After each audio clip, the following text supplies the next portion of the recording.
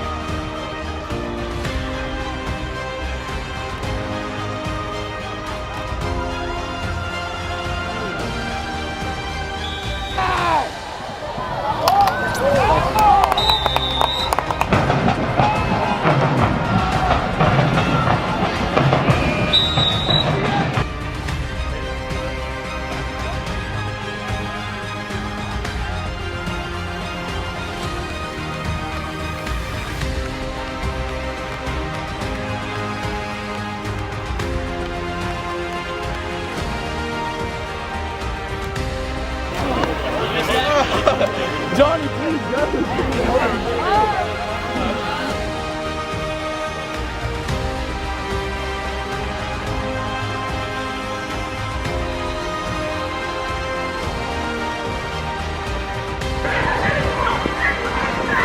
Oh, not the run. All right. Nope, didn't work.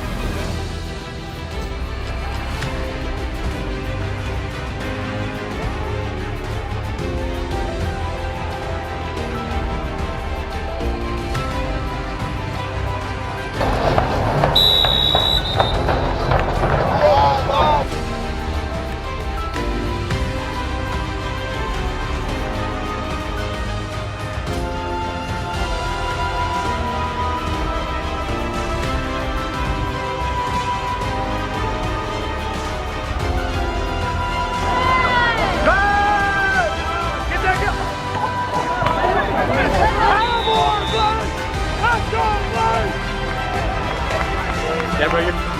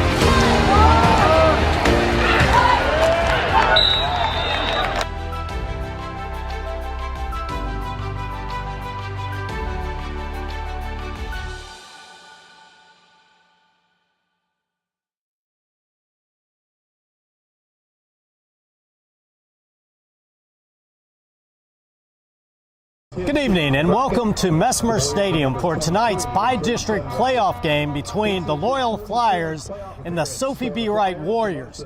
Of course, this is Kyle Tanner and I'm standing here with Andy Klein, and we're here for the first round of the playoffs. Pretty exciting and a great night for football, isn't it, Andy? It's a great night. The weather, it actually feels like football season right now. We've been blessed with unseasonably warm weather, it seems like, and now we got our coats on.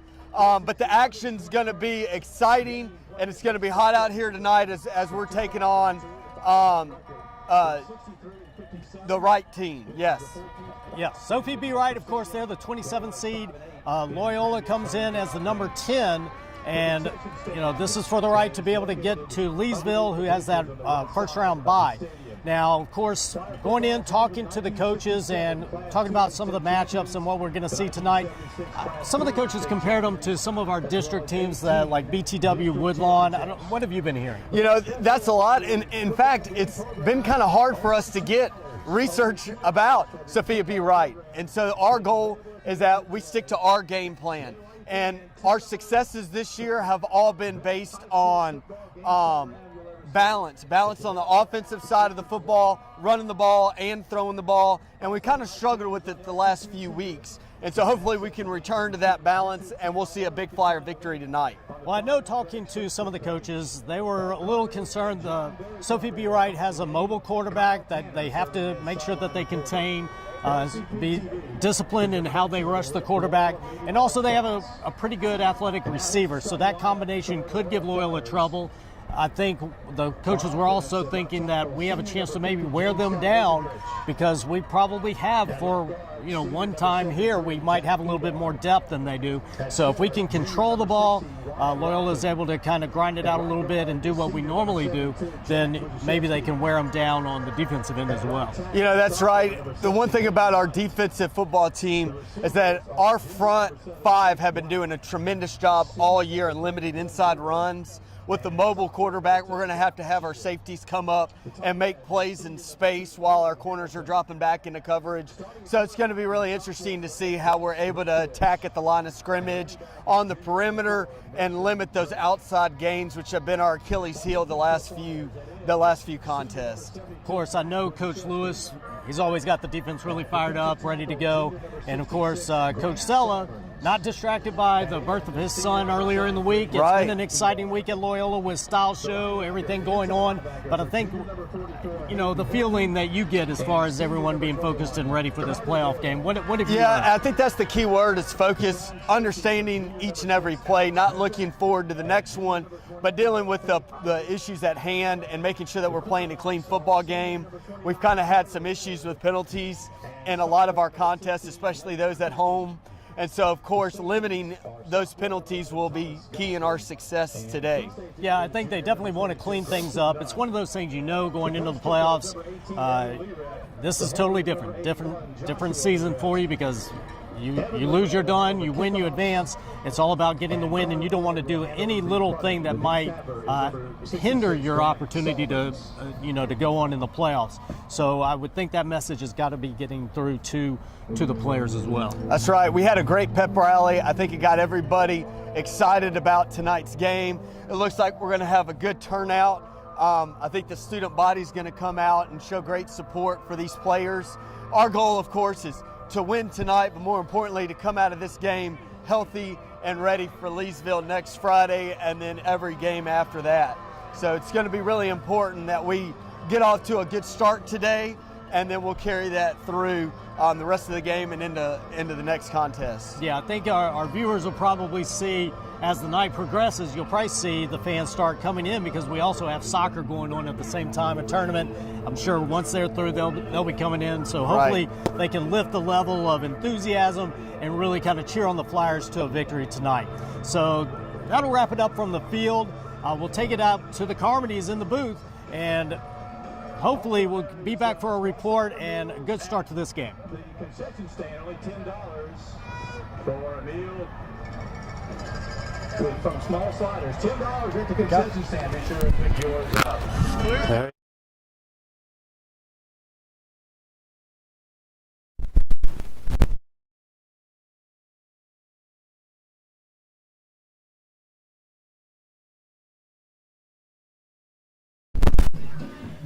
Good evening and welcome to Mesmer Stadium. It is November. It's a beautiful night for football. We have a full moon, and it's the finality of the high school season. It's the new season, the finality of the new season. The season starts in August with two-a-days and practices, and you have that first game, and it's September, and you think you got a lot of games to play. The season goes by in the blink of an eye, and now you've basically got 4 12-minute quarters to determine whether you're playing next week or you're going home. I'm Mark Carmody filling in for David Winkler, who's on assignment. He will be at Jack Coffey Field in the Bronx calling tomorrow's Georgetown Hoyas at Fordham Rams game. So glad to be filling in him for tonight. He is the voice of the Flyers, and I'm joined in the booth by the best color analyst in Shreveport, John Carmody. John, the Flyers, it's been a fun season watching a young team grow, especially with Bryce Restovich as the quarterback. Last couple of games, we knew they were going to be hard games on the schedule. 2 tough losses. If you looked at the scoreboard, the game seemed to be one-sided, but if you watch the film, if you watch the All-22, the Flyers were in those games, and it's a play here or there that really allowed the opposing team to really springboard to a much decisive victory. But what have you seen from the Flyers this year that's led them to tonight? You know, one of the interesting things, I made this point at the beginning of the season. You remember back when Jacob Allen took the reins as being quarterback, as a young quarterback, he had a lot of seniors that were on that first team with him, and he had a lot of success as a young quarterback. Then we saw Jacob Lafitte come around. Jacob Lafitte, again, starting as a young quarterback, he had seniors that were above him that allowed the running game to be really, something very competitive. And here we have the same kind of situation. You have Bryce Restovich, who has some very talented seniors that have really kind of shown the way. The one thing that this team didn't have versus Jacob Allen and Jacob Lafitte was they didn't have the known quantity at the running back situation. Now, here we had Mason Drake, and Mason had an injury in the offseason that, a lot of us were concerned about how the season was going to start. Of course, Patrick Gosley, was a formidable part of the offense in the last couple of years. And so to see Mason come out and really establish himself in that running component. And of course, you have to give credit to the senior-laden offensive line, but I think that is what's helped. I mean, Bryce is such a talented kid, but he is being helped so much by having that running game be a significant part of the offense, that he does not have to have the burden of making plays on his shoulders at all times. And that has, I think, been the key to this season so far. It has been impressive, and it is amazing how many times in these games the seniors that I'm sure we're going to be calling the same names tonight, have led the way. And that's what you expect. I mean, your team is going to be as good as your seniors are going to allow them to be. And that's what's one of the interesting things is, you're talking about high school sports, seniors, 17, 18-year-old kids, you hope we're going to be more mature and more physically developed than your 15 to 16-year-old kid. And so it doesn't matter, what level you're playing at. If you have a senior-laden team, you have a better chance at success. And I'm really looking forward to seeing how that plays itself out as we get into these playoffs. They have some really talented seniors who have led this team for the last couple of years, and I expect that they're going to put their best foot forward in each one of these games. Yeah, you mentioned the seniors, and 2 of them on the defensive side of the ball, Carter Ward and Carter Doyle. 2 guys that I've been down on the sidelines for a lot of the home games this year, and they are physical, they get to the football, and they hit hard. And they've created a lot of opportunities on defense for the offense to have success. And you mentioned Mason Drake, the running back, over 1,000 yards rushing this season, 13 touchdowns on the ground, 3 through the air. The thing that impresses me the most about him, just how hard he runs. I mean, he gets the ball, and he is full steam ahead. He's not trying to make people miss. He's going right to the hole and really trying to get those extra yards. And that's one of the hard things when you have and not that Mason is a young running back, but he got plenty of carries, early on in his career, but now he's really having to be relied on. And you said it well. Sometimes when they're young running backs, they don't see the hole, and if they don't see the hole, then they make an adjustment that they shouldn't make. He trusts his blockers, and gosh knows he should. I mean, the offensive line has been outstanding this year. But to watch him wait patiently for the hole to develop, I cannot tell you how many times I've seen him this season be right behind one of the pulling guards and wait for that pulling guard to make his kick out block or kick in block, and he makes his turn off of that. That is what Mason has really done well, and you know, obviously it sets him up well for next year as well. But to see a running back come out and be able to do that is one of the reasons why 4-yard runs turn into 9-yard runs, and that's what you've seen with Mason all year long. So this is a select Division II playoff matchup. Loyola Flyers 6-4 on the season, visiting Sophie B. Wright Warriors 3-6 from District 10-3A. If you ask the local pundits, local sports reporters, the Flyers coming in tonight probably a 26.5-point favorite. So Sophie B. Wright, young team, not a lot of guys on the roster, maybe 28 to 30 at most, but they've got some good skill players. And if we've seen in high school football, you only need one or two to create some damage in a football game. And we'll be looking at Paul Chester, the senior quarterback, number 5, Devontae McGinnis, the senior running back, number 2, and then Paul Jones, senior wide receiver. So upperclassmen will be leading this team. Head coached by Munchie Legault. A lot of college football fans will remember him from Edna Carr, played quarterback at Edna Carr, went up to Cincinnati on some pretty good Big East teams up in Cincinnati, recruited by Brian Kelly. A lot of people know that, LSU coach. And he's taken over the program, and he's had his work cut out for him this year, but during the playoffs, and they'll have an opportunity, like I mentioned before, they have 4 12-minute quarters to try to move on to the next round.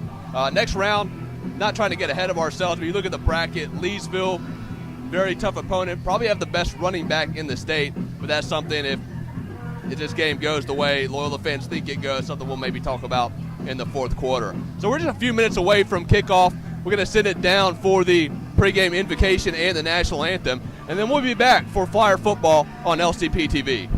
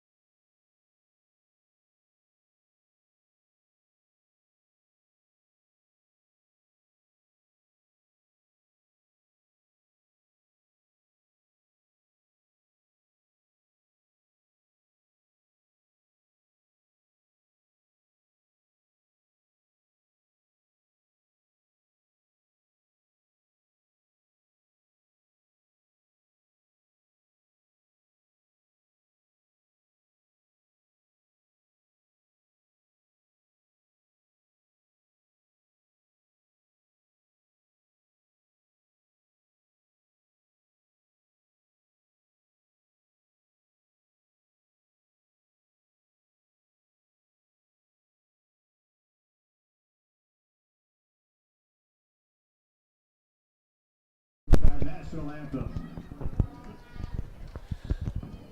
Welcome back to LCP TV. We're moments away from kickoff. If you're just joining us, I'm Mark Carmody, filling in for the voice of the Flyers, David Winkler, joined in the booth by my color analyst, John Carmody. And we have an exciting playoff matchup for you tonight as the visiting Sophie B. Wright Warriors out of New Orleans, 3-6 on the season, are here at Mesmer Stadium to take on the Loyola Flyers, 6-4. This is the 44th playoff appearance for the Flyers, which actually in all the great high school football played in the Shreveport-Bossier area is the highest total going into tonight. So 44th playoff appearance for, not straight, but 44th playoff appearance for the Flyers.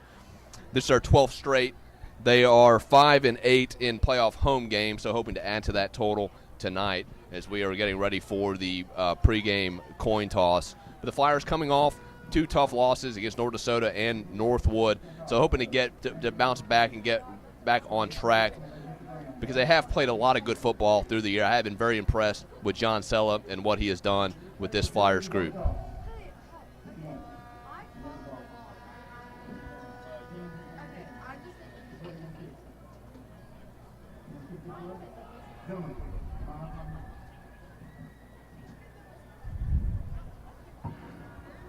Weather conditions, it is 60 degrees. Don't complain. Winds out of the east. So the Warriors won the toss. They will receive. If you're watching on LCP TV, we are on the banks of the Red River. You would assume that's some fog that you're seeing, but actually that's from the pyrotechnic show when the Flyers took the field a little earlier. So, John, Flyers defense will have the first crack at it tonight. We mentioned in the pregame Carter Doyle have done a great job this year along with Hayden Horton. Hayden Horton leading the team in tackles. Hope that they would be able to force a quick three and out and allow this Flyer offense to put some pressure on the visiting Warriors. You know, and we've made this point throughout the year. The Flyers defense has really been solid, and you know, when you play basically a 4A schedule, you're going to have situations where you're outmanned. But in almost every game, you could see that the defense, you know, played to a level that should make them very competitive in the select playoff bracket. So all of those players that you mentioned, I'd mentioned Jack Ebarb and Jack Budashevsky and Grant Solomons as well. The defensive line have done a really solid job all year long. Thankfully, been relatively injury-free. And it's really going to be interesting to see how these kids actually compare as they actually get into class size that's appropriate for them. Yeah, we mentioned the pregame. Sophie B. Wright from 3A, very limited roster, maybe 28 to 30 guys on the roster. So you'll see a lot of guys for the Warriors playing both ways. That's one thing the Flyers can capitalize on, is wearing them down as the game moves along. So wonderful night for football in the low 60s. Clear sky, full moon. It's Evan Lorette going to tee it up, a little sky kick. That'll be fielded at the 31-yard line, and he'll be brought down by a whole bunch of Flyers. And actually, Evan Lorette is kind of a little banged up. It looked like Henry Wilson maybe with the kickoff. And really, you know, one of the things that Michael Mitchell has done is he's got a lot of his, you know, first-team defensive players on his kickoff team, and that was a really nice tackle by Hayden Horton right off the bat. Yeah, so pretty good field position for the Flyer defense as start as the Warriors will line up in trip set to the top of the screen with number 5, Paul Chester, back to take the snap. And he's going to hand it off to McInnes. McInnes will pick up about 3. It'll be pushed out of bounds by number 44 for the Flyers, Hayden Horton. His 89th tackle on the season. He leads the Flyers in that category. And the Flyers right there, you know, did a nice job. Yeah, Jack Budashevsky trying to come off the end right there, and Alex Horton kind of setting the end and allowing Hayden Horton to kind of come across and make that play, push him out of bounds. So gain of 3, 2nd and 7 for the Warriors. Chester's going to hand it to McInnes again. McInnes around the right side, breaks the tackle. He's across the 40 to the 45, and he will be dragged out of bounds at the Flyer 46-yard line. Gosley with the tackle, and McInnes is a big guy. Yeah, I mean, you know, right there, again, you can see what's important about setting the edge right there. And the Flyers kind of got, you know, collapsed down on, and running back was able to get outside. So 1st and 10 for the Warriors. Ali Hamden, the junior, is in, and Chester's going to pitch it out to, looks like number 6, Amane Damore. Pass from Chester to Clark. Actually, that's Asmar Clark, the freshman. At the 33-yard line, gain of 13, first down. So another first down for the Warriors. But you can see they're not trying to run inside so much. They're trying to get off tackle, throwing to the outside. They feel like they can get their players in space and be able to make moves off of that. Yeah. Warriors not huddling. They will be checking with much of the go on the sidelines. It's McInnes back in the backfield after taking a play off. He'll take it around the left side. Bulldogs is his way down to the 26-yard line, 27-yard line.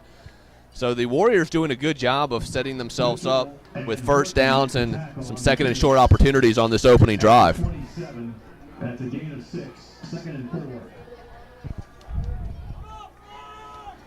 Well, the offensive line is doing a good job right now of kind of collapsing down on our 3 defensive front and be able to get the running back off tackle essentially each time.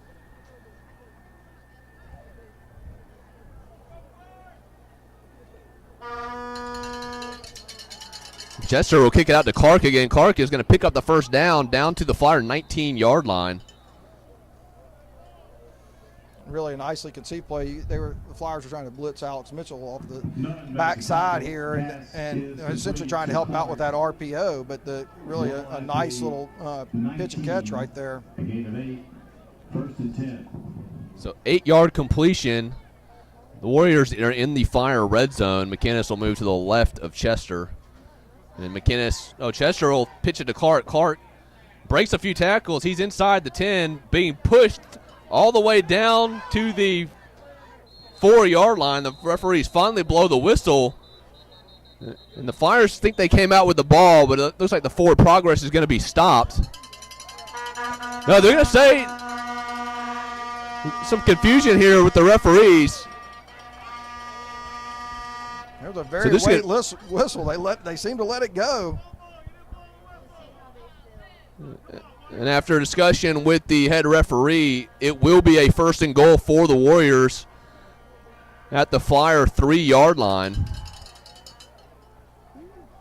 So far an impressive opening drive for the visiting Warriors. 15-yard completion, 1st and goal from the 4. Chester will keep it himself, and Chester will waltz his way into the end zone for 6, and the Warriors strike first.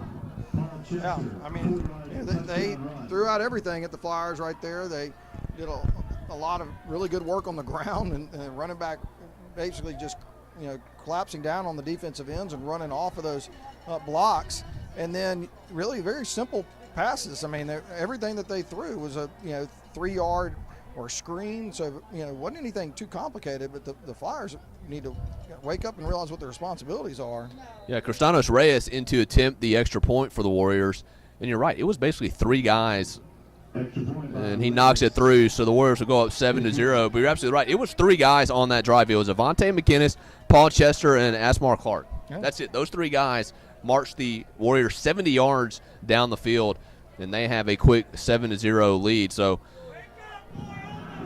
what we thought would happen, the Flyers defense getting a 3-and-out and putting the ball back in the offensive hands. Now the Warriors have put the pressure on Coach Sella and Bryce Restovich in the Flyer offense. And again, I mean, all of those play calls on that were simple play calls. I mean, the Flyers have got to start to realize what their responsibility are. There wasn't that many different formations. They had, as you said, they did some trip sets, but they had some split out wides. But again, at this point in the season, you should know what your responsibilities are in these different formations, and the Flyers need to kind of wake up and see they've got an opponent here.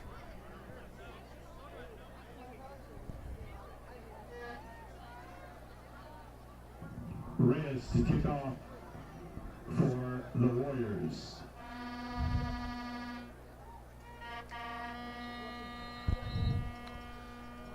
So Reyes has it teed up at the 40.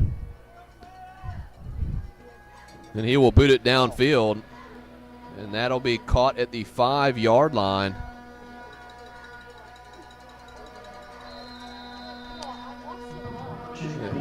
Jake Black, who does have a 92-yard kickoff return for a touchdown this year, is brought down at the Flyer 22-yard line, and that's where we'll see Bryce Restovich. Bryce Restovich having a phenomenal year, completing almost 60% of his passes for almost 1,800 yards, 23 touchdowns, and only 7 interceptions.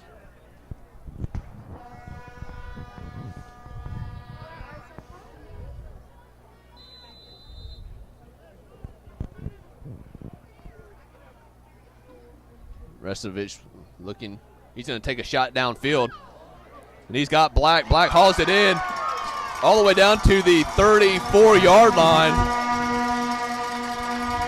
So Jake Black's 41st reception of the year has the Flyers offense in Warrior territory. I really like the play call right off the bat.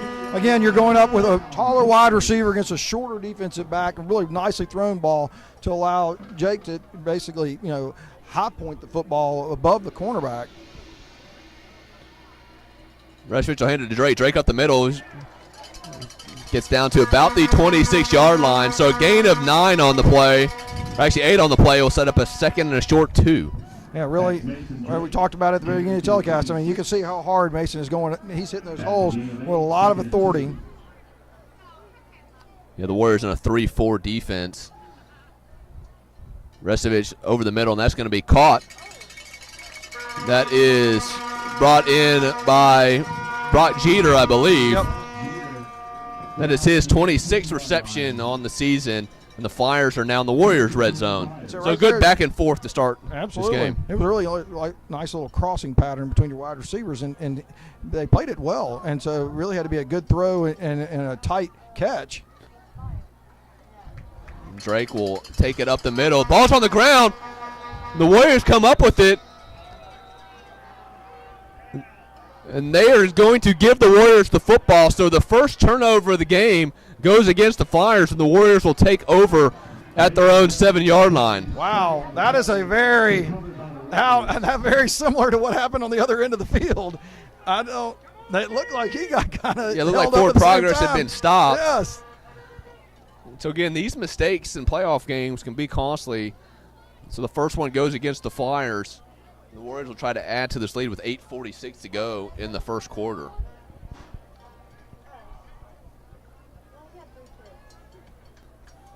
I'd like to thank some of our listeners tuning in tonight. Art Hall is watching. He is Cherokee Park's finest and North Highlands' finest, former Flyer great. Thanks for watching, Art.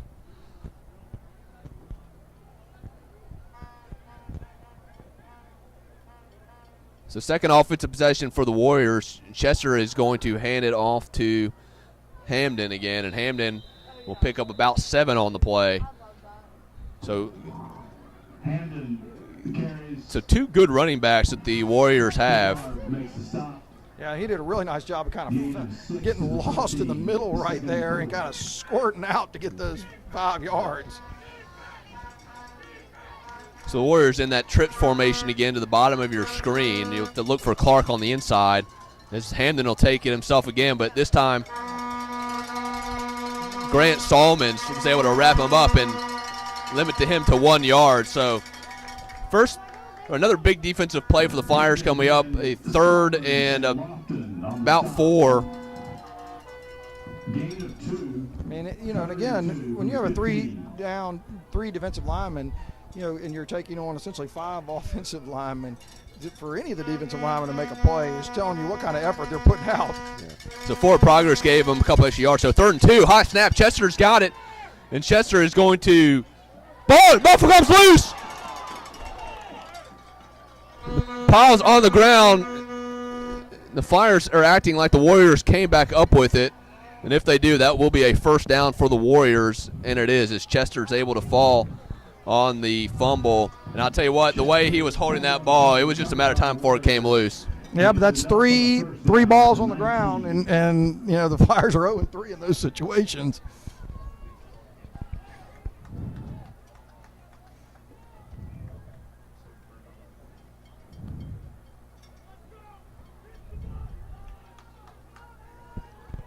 So another first down for the Warriors. Hamden will move to Chester's left. Chester's going to keep it himself around the left side, but he is going to be brought down by number 70. It's like number 73, Jack Ebar. Yeah, that's really a Actually, nice that's job by Horton Hayden and Norton. Mitchell Yeah, on the tackle. absolutely. And so right there, Hayden Norton did not go, with the handoff. He stayed with the quarterback, which is, if he hadn't, he had an alley to actually go down. So really a nice job on his part. So loss of 2 on the play brings up a 2nd and 12.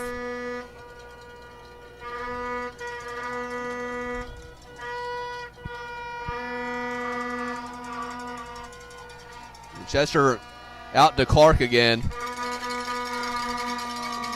He'll get a little past the original line of scrimmage, so a 3rd and long situation for the Warriors. And you can see the Flyers are just giving up that little inside. In that trip set, they're just giving up that quick little inside slant, 3 yards, and, there's nobody near him.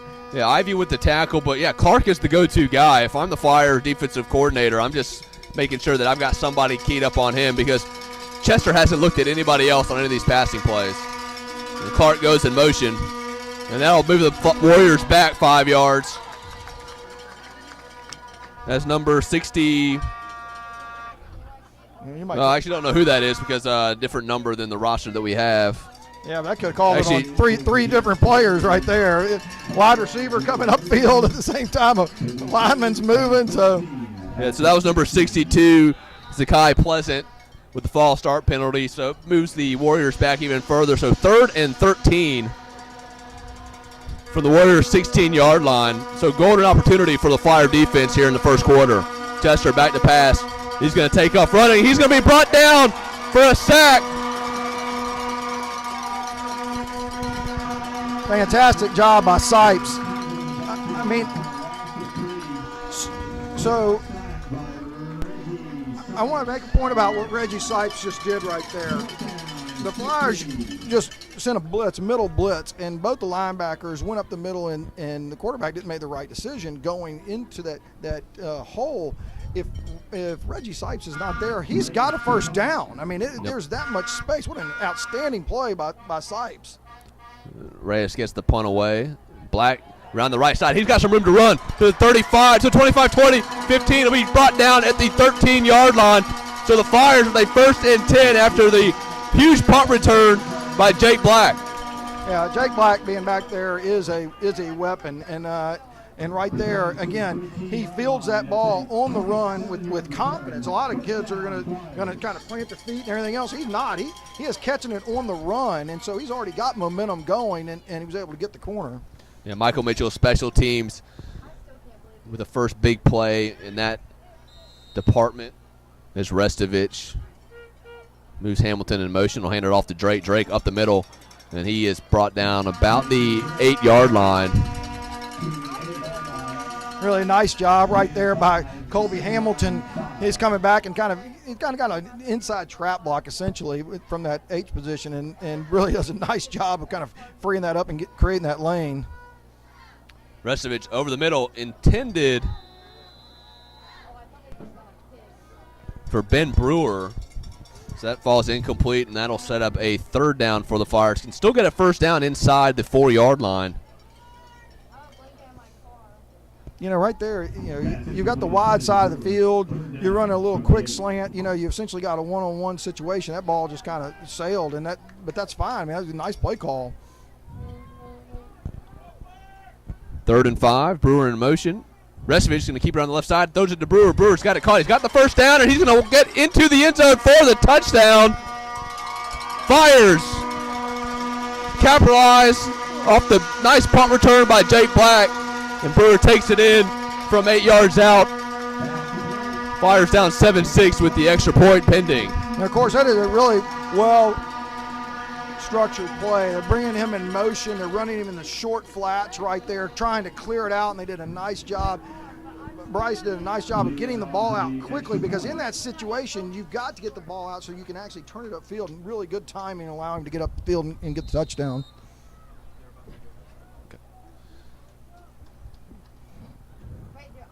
Solomons with the snap, Lorette with the hold, and Lorette knocks it through And we have a tie ball game, 7-7, with 4:45 to go in the first quarter. And we will send it down to Coach Kyle Tanner on the sidelines. Coach.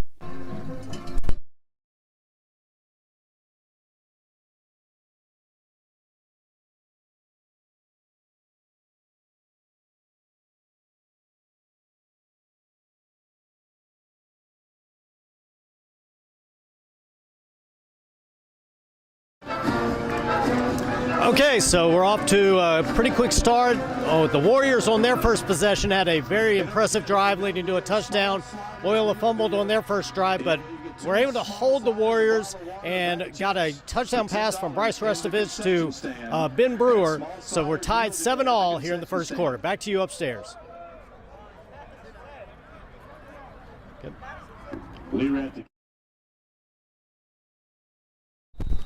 Thanks, Coach Tanner. Lorette set to kick off, and he will boot it down to the 15-yard line. Warriors on the return. And that is number 4, Jarian Love on the return, but brought down. Joshua Lafitte. I mean, it seems like every week we call Joshua Lafitte's name on this kickoff team. He comes down like a missile, and he really knows how to tackle. It's impressive. You know what I like about Josh Lafitte is not only is he at practice during the week, but I've seen him in the gym late at night getting in extra workouts, and he's going to be a heck of a player down the road. Really is. So 1st and 10 for the Warriors. McInnes takes the kind of the bobble snap, and he'll pick up about 4 on the play and bring up a 2nd and 6. Yeah, like you said, I mean, that was bobbled, but he is he's such a load that he was hit at essentially the line of scrimmage, and he was able to just kind of carry people for 3 or 4 yards. So 2nd and 6 for the Warriors. McInnes to the left of Chester. Chester's going to pitch it back out to Love, but he drops it. So he tried to move before he caught the ball, and it's a break for the Flyers. Well, a really nice job right there by Alex Mitchell and Thomas Gosley. You have to be ready for that, because if they're able to catch that block on the inside and the other person who's out there is not paying attention to it, that's how you break big plays. And so everybody has to be paying attention in those situations, and both of them did a good job.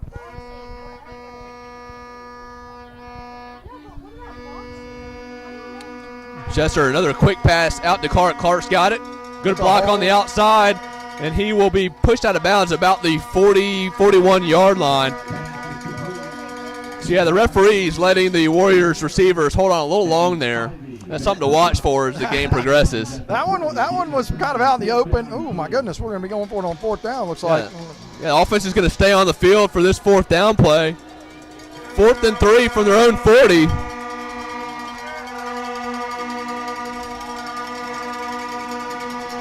Flyers crowd making some noise for the defense. Chester's going to keep it himself. Good block by McInnes. He's out on the outside, and he is going to pick up the 1st down as he is dragged down by number 11 for the Flyers, Thomas Gosley. But a good job by Avante McGinnis, a running back, for getting that block on the inside to allow Chester to get to the outside to pick up the 1st down. You could almost guarantee that was going to be their play call there on 4th and 3, because, again, an RPO is really not going to work right there. And, you had to expect that it was just going to basically be a quarterback lead. And they got it blocked up pretty well, so the Flyers got to be prepared for that. They've kind of shown themselves on what they're willing to run. So McInnes picks up about 3 on the play. Again, nice play by Grant Solomons and Hayden Horton right there. But it tells you, how much of a load the running back is. Again, he got hit at the line of scrimmage and was able to get 3 yards out of it. Paul Chester checking with the coaches on the sideline. Got plenty of time on the play clock.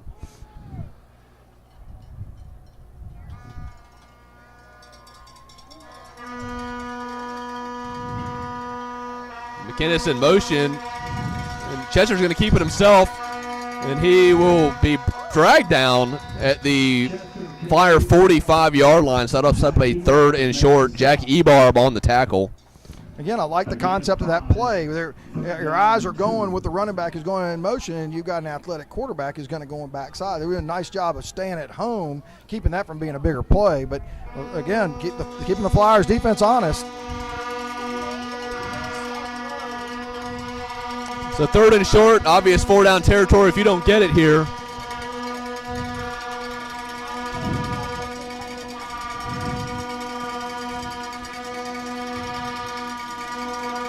And Chester behind McGinnis. He's not going to get there. He's going to be brought down for a loss of about 2. So the Fire defense, a great job of blowing that play up.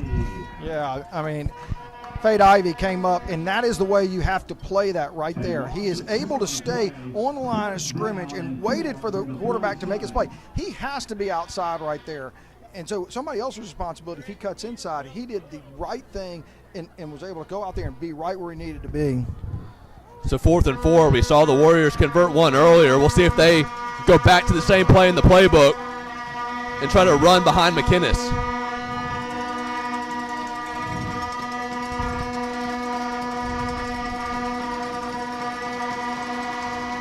McInnes is going to bulldoze his way through for the first down as he gets to the Fire 42-yard line.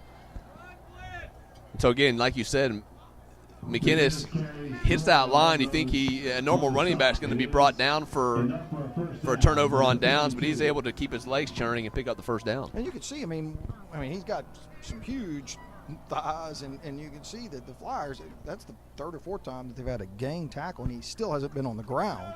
And so, it doesn't look like you're able to get around his legs and be able to tackle him, So everybody needs to be able to get in at the end of the play. Yeah, so he'll set out a play as Hamden to take the ball, and he goes nowhere. Gain of 0 to bring up a 2nd and 10. That's a fantastic job right there by Carter Doyle initially. Carter Doyle, again, played it perfectly where he's supposed to be. And so he cuts inside of Carter, and then Hayden Orton is right there to make the tackle. Well played by both of the linebackers. Yeah, Hayden Horton, 11 tackles for loss on the season. He's been in the backfield a lot this year.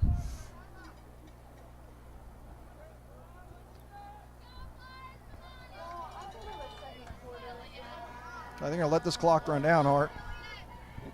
So that'll take us to the end of the first quarter. We are tied 7-7. You're watching Flyer Football on LCP TV. We'll be right back. Passing the competition by leaps and bounds. The team of world-class specialists at Christus Orthopedics and Sports Medicine Institute are experts in caring for bones, joints, and muscles. In addition to treatment, they also provide special programs designed to keep you in optimal shape and improve athletic performance. So whether you're a student athlete or a weekend warrior, they'll keep you at the top of your game. Christus Orthopedics and Sports Medicine Institute, taking orthopedic care a step further. How does your bank define local? At Home Federal, it means being here in Shreveport and Bossier since the doors opened in 1924. It means surviving. They've come to the end of the first quarter, still 7-7. Sophie B. Wright moving the ball methodically. They've converted 2 4th downs on this drive, so the Flyers are just looking to get a big stop here. Flyers playing fast. Sophie B. Wright is grinding it out. So that's how we define. This is going to be a pretty good ball game. Home Federal Bank, a better way.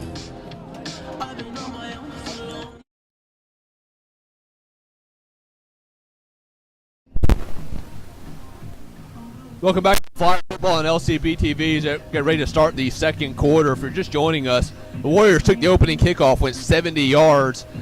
Paul Chester took it in from about 3 yards out to get the Warriors on the board, but a nice punt return by Jake Black set up the Flyers in great field position. Restovich hits Brewer from 8 yards out, and we have a tie ball game.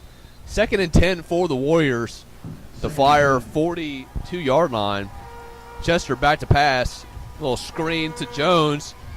Jones able to get a few yards on the play.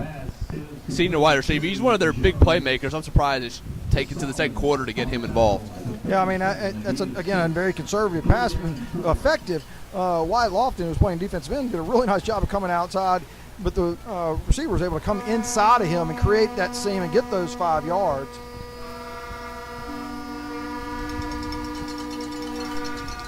Chester He's going to take a deep shot downfield. He's got a man, and that is going to be dropped by Jayreen Love.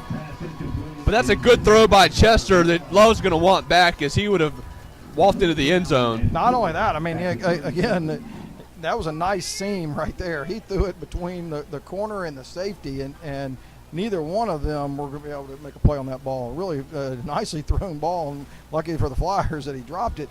But again, there's no doubt that they're going to be going for this on a 4th and 5 situation here. There's the Flyers got to be ready for everything, but you can probably bet it's going to be in the quarterback's hands again. Yeah, 4th down. The Warriors 100% on 4th down conversion this year, and they've got a wide open receiver. That is number 18. Don't have a name for the roster, but he picks up a Warriors first down, and he is wide open. Yeah, I mean, the Flyers just cleared out the middle, sending people up the middle right there. He had a huge opening, and he did take a shot, but he had enough time to have a receiver right over the middle. So that's Angeletti, number 18 for the Warriors, with the first down reception. So 1st and 10 for the Warriors. Flyer 23-yard line. Trips set.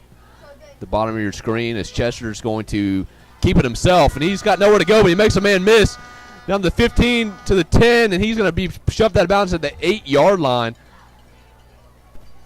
And again, so another big play for the Warriors. Yeah, I mean, the Flyers played that well. They had basically the C and D gap covered, and he made a nice little jump cut to the A gap to be able to clear a lane for himself. Hayden Horton, was in good position, but he just, he got shaken. I thought he was going to be tackled for a loss, and that's just a heck of a play by Chester to get away and pick up the first down. So 1st and goal, quick pass out to Love. Love cost him. He's got nowhere to go as there are 4 Flyers in the area.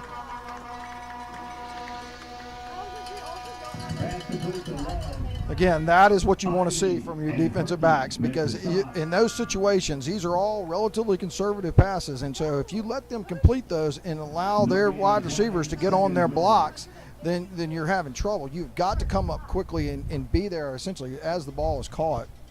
Really nice job by everybody flowing to the football. Yeah, Ivy and Herkey credited with the tackle for the Flyers. So 2nd and goal for the Warriors. They are in field goal range. Reyes does have the leg, as we saw on the extra point and the kickoff. And the Warriors will take a timeout. So, John, early observations tonight. Well, I mean, number one, you said it at the beginning of the telecast, a quarterback's talented, and he's going to kind of lead the way. The quarterback and the running back are talented. And so it's a few people who, do a lot for this football team, but they're talented, and you give them space, and you can see the problems that they create. Well, I mean, obviously, if you have an athletic quarterback, you've got to be able to contain them, and what helps an athletic quarterback is to have a very strong running game, and so they have a nice combination. The running back, is able to push a pile, but the Flyers, they have to be able to play the whole field. They've taken one deep shot, and the Flyers got away with it. But what they've shown, what Sophie Wright's shown, is that they're going to use everything. They're going to use the screens. They're going to use easy passes to and get drives to go. They've had the football for majority of this game offensively because they've been effective with essentially 3 people. Yeah, and the Flyers defense have done a good job of forcing 4th down opportunities for the defense, but credit to the Warriors, they're 100% in converting them. 2nd and goal from the 8. Chester's going to keep it himself. Chester is going to keep his legs moving, and he will be brought down around the goal line, about the 1-foot line, and that'll be a 3rd and goal opportunity for the Warriors to take back the lead. Now, I would be shocked if it's not Chester or McInnes. I believe that's going to be a push right here. Tush push right here, and that is, and there McInnes is going to shove Chester across the goal line for 6. And you could see how effective the push from behind was. He was not there initially, and yet, of course, as we just said, the tush push is very effective when you have a 200-plus pound running back that's pushing from behind. So Reyes will come on to attempt the extra point.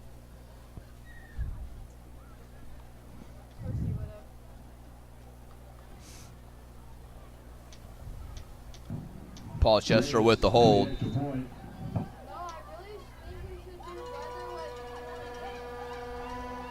Reyes knocks it through, and it is 14-7 Warriors with 9:31 to go in the second quarter. Like you said, the Warriors have dominated the time of possession. I mean, it is. That's one of the things that you may not have seen coming in this game, but it is a very important aspect of this game. You're shortening the game, especially if you're getting touchdowns out of it, and really putting the Flyers on their heels, because if you're going to try to match them, you got to not make any mistakes. And so right now, Sophie, you're right that if you don't call them 2 mistakes, they've had 2 fumbles. They've been able to get away with both of them. And so it may take, a turnover situation, but right now the turnover doesn't look like it's coming in the form of interception, because everything that they're throwing is really, safe passes. So, the Flyers at some point, you got to take chances, obviously, especially with an athletic quarterback. You're going to maybe, send in some run blitz types of situations. But you can see how difficult it is, because that running back, even when you're blitzing, I mean, you've got to gang tackle. And so it's hard for one person to necessarily bring it down. So it's an interesting situation that they've got. And the Flyers, certainly have their hands full. Yeah, Reyes said to kick it off, but yeah, I've been impressed with Munchie Legault. I mentioned before the telecast started, former quarterback at Cincinnati, played quarterback at Edna Carr. He's coached a lot since his playing days ended. That is going to be brought in by Black. Black's got a hole. He's got some room. Gets to the outside of the 40 to the 45, cuts it back to the 50, and he is in Warrior territory. So another good return by Black. Has a Fire offense with great opportunity. Really a nice wedge up the middle, as you pointed out. Art, I mean, right there, he waited. I mean, he didn't turn on the Jets at all. And then even when he broke it to the outside, he didn't really turn on the Jets, because he knew he was going to have to turn it back up the middle. Really nice job of following his blocks all the way to the 48-yard line.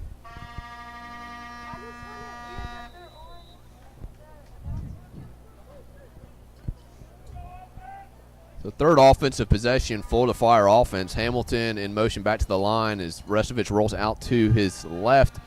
And he's got a wide open receiver, and that is number 3, Ben Brewer. So you can see what Sophie B. Wright's doing there. They're bringing in more athletic kids, and they're rushing Bryce Restovich. Really nice call on that. Perfect call to be rolling him out and giving him a little bit of time and space for the receivers to get downfield. So Flyers with a bunch formation. They all go back in motion, have trips to the top of the screen. And a little bit of movement there, but they'll let it go. Drake around the right side. He's going to pick up about 4 on the play. Maybe 3, but looks like there's a little bit of movement there the Flyers got away with. Well, that and the defensive line was, everybody was kind of moving around. The defensive line, obviously doesn't have to be set for the play to get going, but you could see all the motion really was making Sophie B. Wright change what they were trying to do. So gain of 4, 2nd and 6.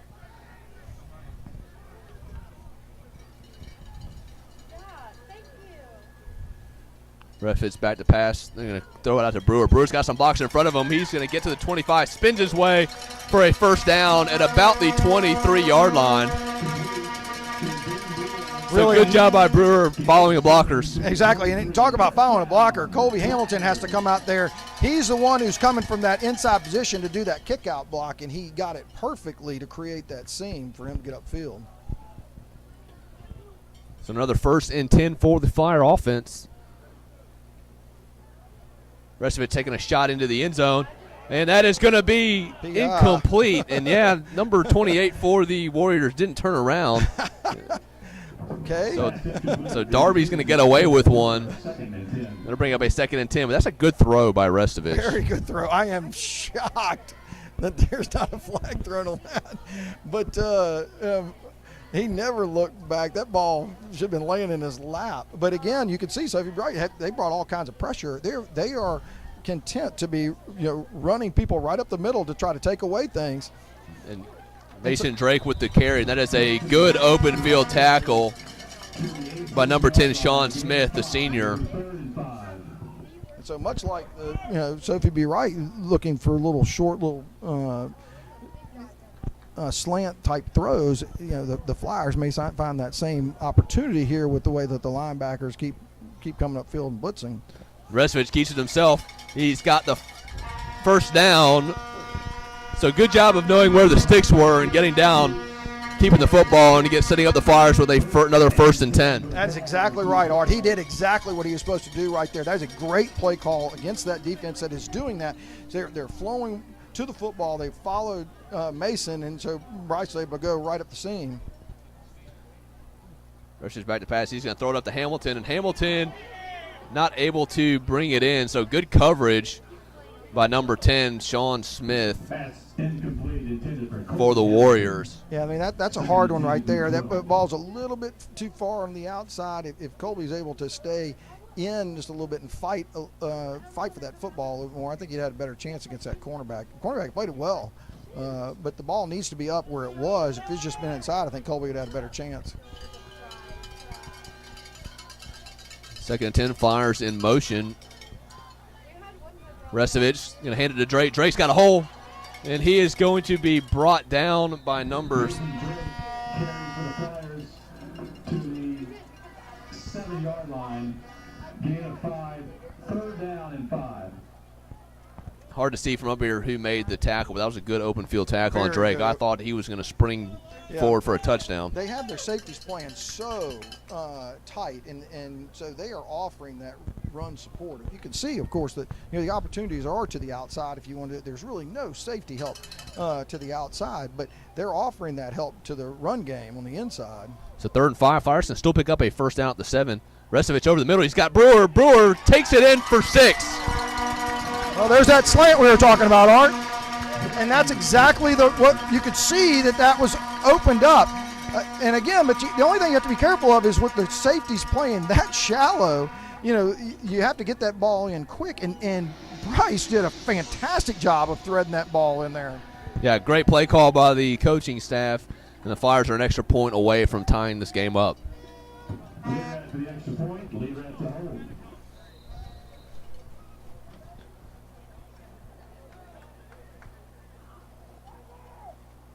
Oh. So penalty flag on the play, and the Flyers may have dodged one here. They're going to get, this will be a false start penalty. Oh, no, offsides. I believe it's offsides. Yeah. It is offsides. Offsides to call against the Warriors. That's why you're the best color analyst in the game.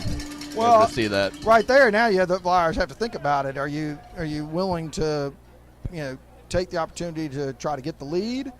You just had a slippery ball go through your placeholders' hands, but the Flyers are going to go with it.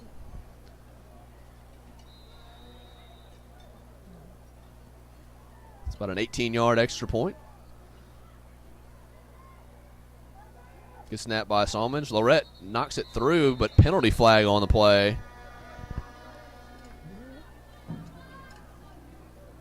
And it looks like the Flyers will back it up 5. So back and forth penalties on this extra point attempt. We'll back it up. Lorette's done a good job, 36 of 38 on the season in extra point attempts. Makes you think about going for 2 earlier in that last play, since you don't have to worry about the well, although you could have gotten, of course, a false start on the, at the 1-yard line as well, but again, the Flyers now have had, back-to-back penalties. They're actually kicking further back than they started. So it should be about a 23. Lorette's going to put it down at the 24, so a 24-yard extra point attempt after the penalty.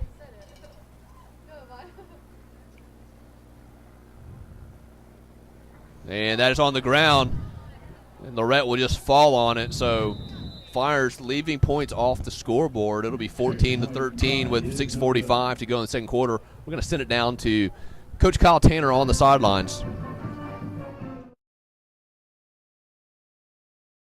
Ben Brewer gets his second grab for a touchdown, and the Flyers almost knotted it up, but trouble on the snap with the extra point. leads to a miss there. So it's 14-13. The Warriors have the lead. Now, it's coming down to just a matter of can the Flyers stop the Warriors. It looks like they're going to go for it every time they get a fourth down, and they've got to find a way to kind of get behind the chains for the Warriors. If we can get a stop before halftime, I think that would really lift the Flyers, as they're going to get the ball at the beginning of the second half.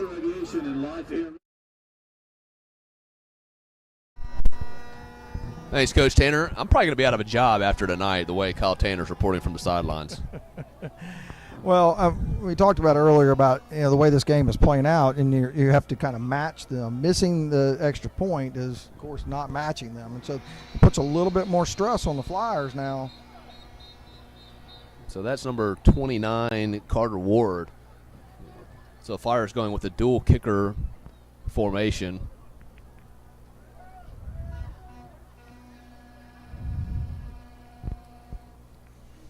Not sure what the stoppage of play. Could you tell what the stoppage of play was about? I'm not sure if they blew the ball in ready for play. Oh, gotcha. Maybe that because they're not. Doesn't seem that they're backing them up on the penalty. So the referees must have not been set yet.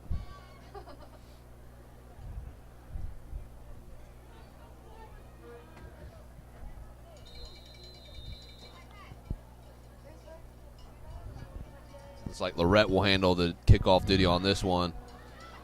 And he will sky it down to about the 18-yard line.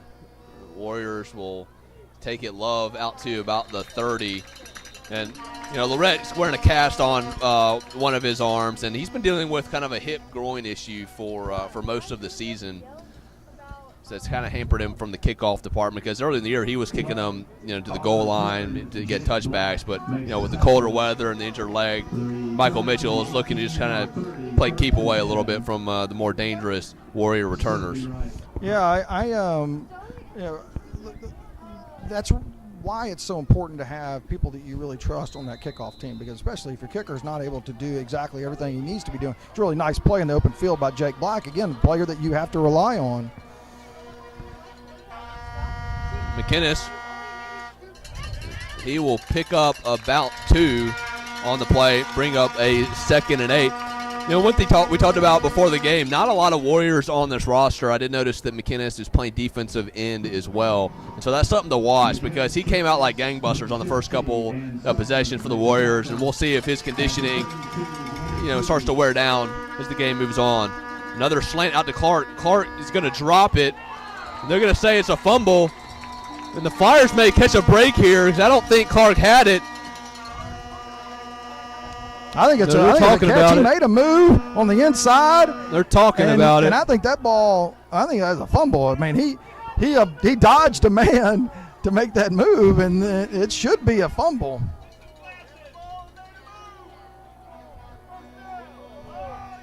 You can say it's an incomplete pass. So that's another break that goes the Warriors' way. We've had a few of those here in the first half.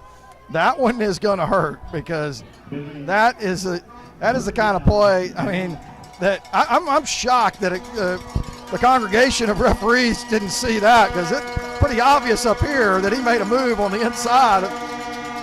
Chester back to pass, got plenty of time to throw. Nobody open throw. He's going to be brought down for a sack. Great job by the Fire defense, bringing down Chester and setting up this 4th play. There's the old adage, the ball doesn't lie. So, Flyers are able to capitalize on that 3rd down play. I tell you right there, Hayden Horton played it beautifully. He stayed in space and spied him. He had all kinds of time to try to go left, and I thought he was going to go upfield.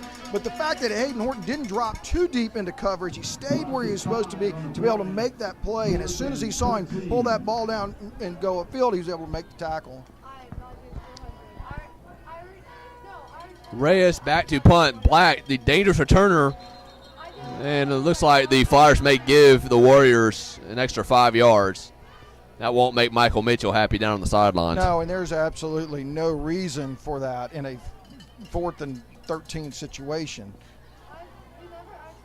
No, they're going to say false start. He did. There was a person right in front of him that did kind of move, and so I think that may have what pushed him off, and that's. But again, if I would hope that they have a kind of a punt safe call going on right here, unless they know something about this kicker that the punter that we don't know.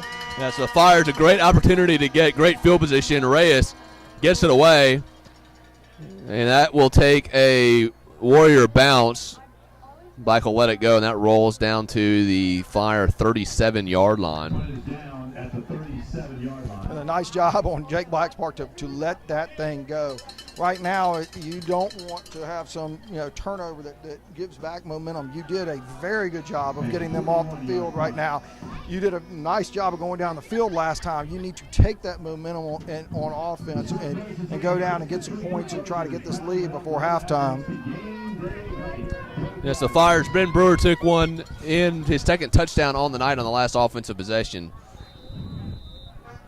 Spiders have 1st and 10, their own 37-yard line. Rest of it handed to Drake. Drake on the left side. Good block in front of him. And he will pick up about 8 on the play. You talk about a good block out in front of me. That's Jack Budaszewski again, pulling around and leading it around. And exactly what we talked about at the beginning of the telecast, how Mason runs off of those pulling guards is really impressive. Very nice job. 2nd and 2, Restovich going fast. Ross back to pass. He's going to go deep again. He's got a man, and that's going to be caught inside the Warriors 20, down to the 18-yard line.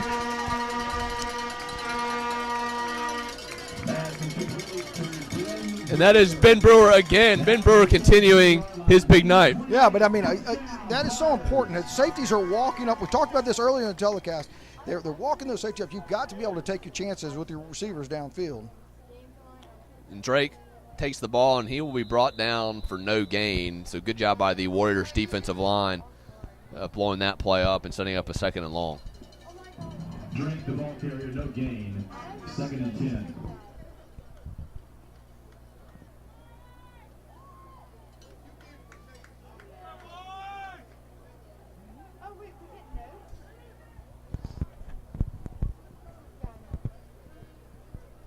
Restovich back to pass. Voice blitz. Good play call. Screen to Drake. Drake down to the 10. He's going to be brought down by McGinnis. But the clock will continue to roll, and he is right at the first down marker. Really, like you said, it's the perfect call. I was watching the play just earlier where Colby Hamilton came across and was supposed to get a kick-out block. But if they'd have run him shallow for that same screen, you'd have had that opportunity because everybody is coming upfield on that. And so it was really the perfect call to make. And I'm wondering if this was grabbing him from the back shoulder and kind of tearing it down. So they're coupling off. I think that was probably about the way he was tackled. Yeah. So gain of about almost 9 on the play. It's going to set up a 3rd and 1. 3rd down and 1.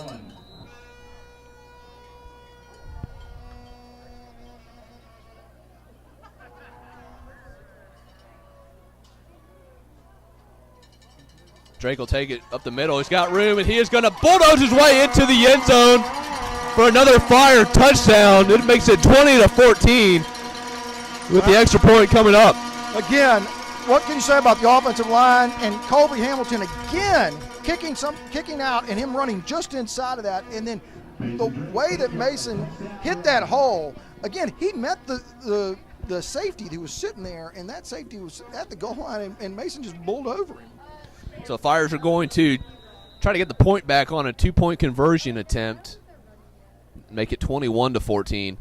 Now you're entering into what we always talk about on the broadcast, kind of the middle 8 of games where the Flyers need to get the ball to start the second half. So if you can get another 3 and out, you got all your timeouts, you can really extend the lead here. Restovich going to keep it himself, and he is going to dive into the end zone for 2. So he gets the points back, and it is now 21-14. And now, again, right there, not only is Mason Drake kind of a decoy, but he actually is able to lead block on that to spring Bryce on that 2-point conversion. We'll send it down to Coach Kyle Tanner, who's getting in position for another sideline report. And we'll send it down to Coach Tanner. Coach. The Flyers finally get a big stop on defense, and then they're able to convert. Pretty quick strike. They go in with a Mason Drake 8-yard touchdown run. They go for 2. Brock Restovich able to punch it in, so that extends their lead to 21-14 with just over 3 minutes to go in the half. Let's take it back upstairs.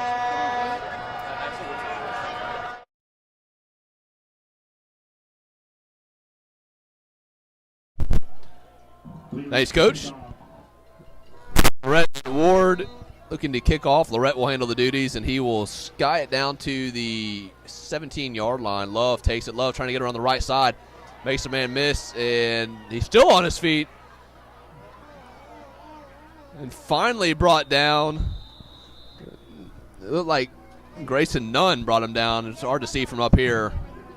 I'll tell you who else making play, Joshua Lafitte. Yeah. Joshua Lafitte came across that field, missed the tackle, did not give up on it. The runner had an opportunity behind a bunch of blocks to actually try to spring it left, and because Lafitte did not give up on the play and came back and made that tackle from the backside. A nice job. Yeah, I'm sorry, Lafitte and Renato, I believe, were in on that play. But a good return by Love. He's got the ball to the 39-yard line.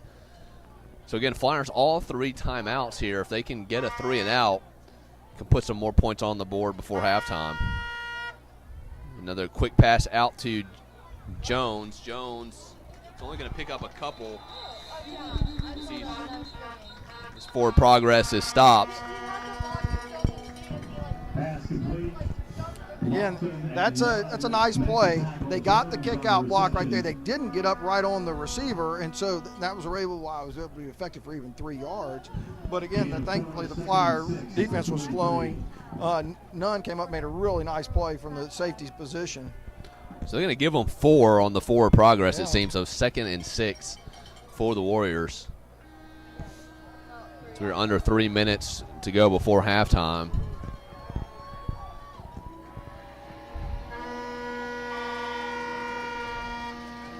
Chester back to pass, going to go deep. Not deep, but over the middle to Clark. Clark's going to haul it in at the midfield stripe for a first down. That'll stop the clock as they move the chains with 2:39 to go. So good throw from Chester to Clark. And his first down. Again, they are finding a lot of success on that little inside slant, and the Flyers seem to be content to just let them have that quick little slant and then tackle, keep them in front of them. Chester again, the slant to Love. Love, spin move, still on his feet. Gets a block, and he springs free to the 25, to the 20, cuts it back, still on his feet. Ball to the ground. That is picked up by Angelini, and he's going to take it in for a touchdown. What a play for the Warriors. Wow. Wow is right. Again, the quick slant like he talked about. That ball being advanced. Pass is complete to Love. He advances it to the 12-yard line, where it is picked up and returned for a touchdown by George Angeletti. I mean, he picked it up on the fly. Yeah. I mean, I kind of had a loss of words after that play. Seriously. Reyes to the extra point. So Reyes to attempt the extra point to tie it up. And it snapped, and he boots it through, and we have a tie ball game, 21-21. So the Flyer crowd that was making a lot of noise after the touchdown and the defensive possession kind of stunned after that play. Oh yeah, I mean, and again, they just kind of doing the same thing. It's these little slants, and they're getting the ball out early, and as you said, a quarterback type of head coach that knows what he's doing and knows the spots that you need to hit. He's hitting them and then giving the kids an opportunity to use their athleticism from there. I mean, it's effective and it's fun to watch. It's not fun to play against, but what they're doing is not too complicated. It is truly getting the ball out quick, and the Flyers have got to know their responsibility, stay in space and tackle. Yeah, the Warriors coming into tonight 3-6 on the season. I'm kind of want to take a look at their schedule and see who they played, because they look like a very fundamentally sound, well-coached football team right now. I totally agree with you on that, Art. So Reyes is set to kick it off, and that's one area of the game tonight where the Flyers have made a dent is special teams in these returns, and they're going to kick it to Black again. Black cuts it, and he's got a hold of the left side. The 35, it's now a foot race to the 45, and he's across midfield still to the 40-yard line. And again, I don't know why they're kicking it to him, but I'm glad they are. Well, again, a really nice wedge, middle wedge, and give the Flyers a lot of credit. You know, they were very disciplined in their wedge in the middle, and then Jake waited patiently for that hole to present itself.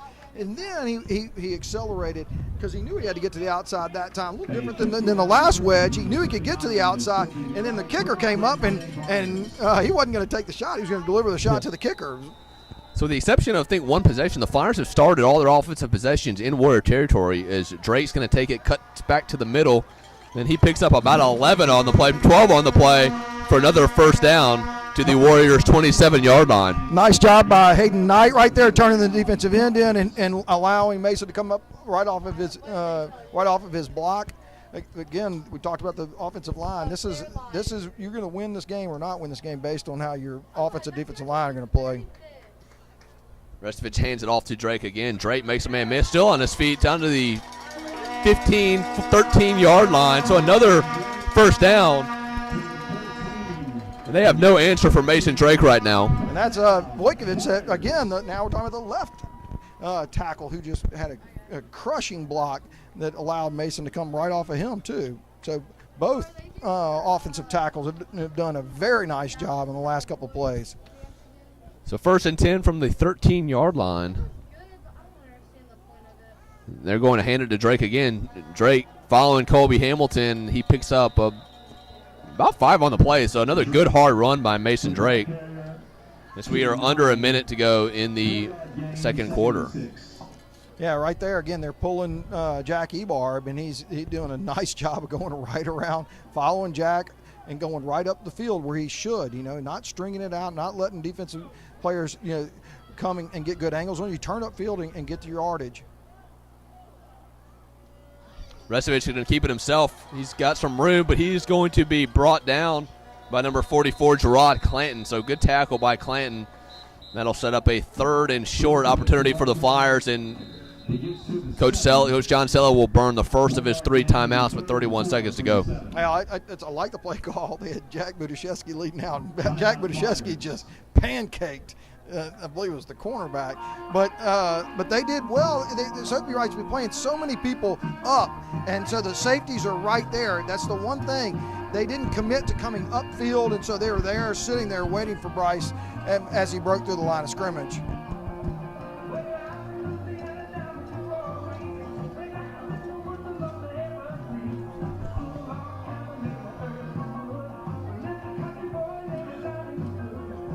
So 31 seconds before halftime. Stay tuned for the halftime interview. We'll have a couple of questions for Coach John Sella, get his thoughts on the first half. And Coach Tanner will be visiting with head coach Mike Green for an always entertaining halftime interview. Also, I'd like to thank Roy Cordera, known as the Godfather. He's tuning in tonight on LCP TV. So he and Art Hall, they always watch every broadcast. I'd like to thank them for listening to us every Flyer football home game. Absolutely. We appreciate their support.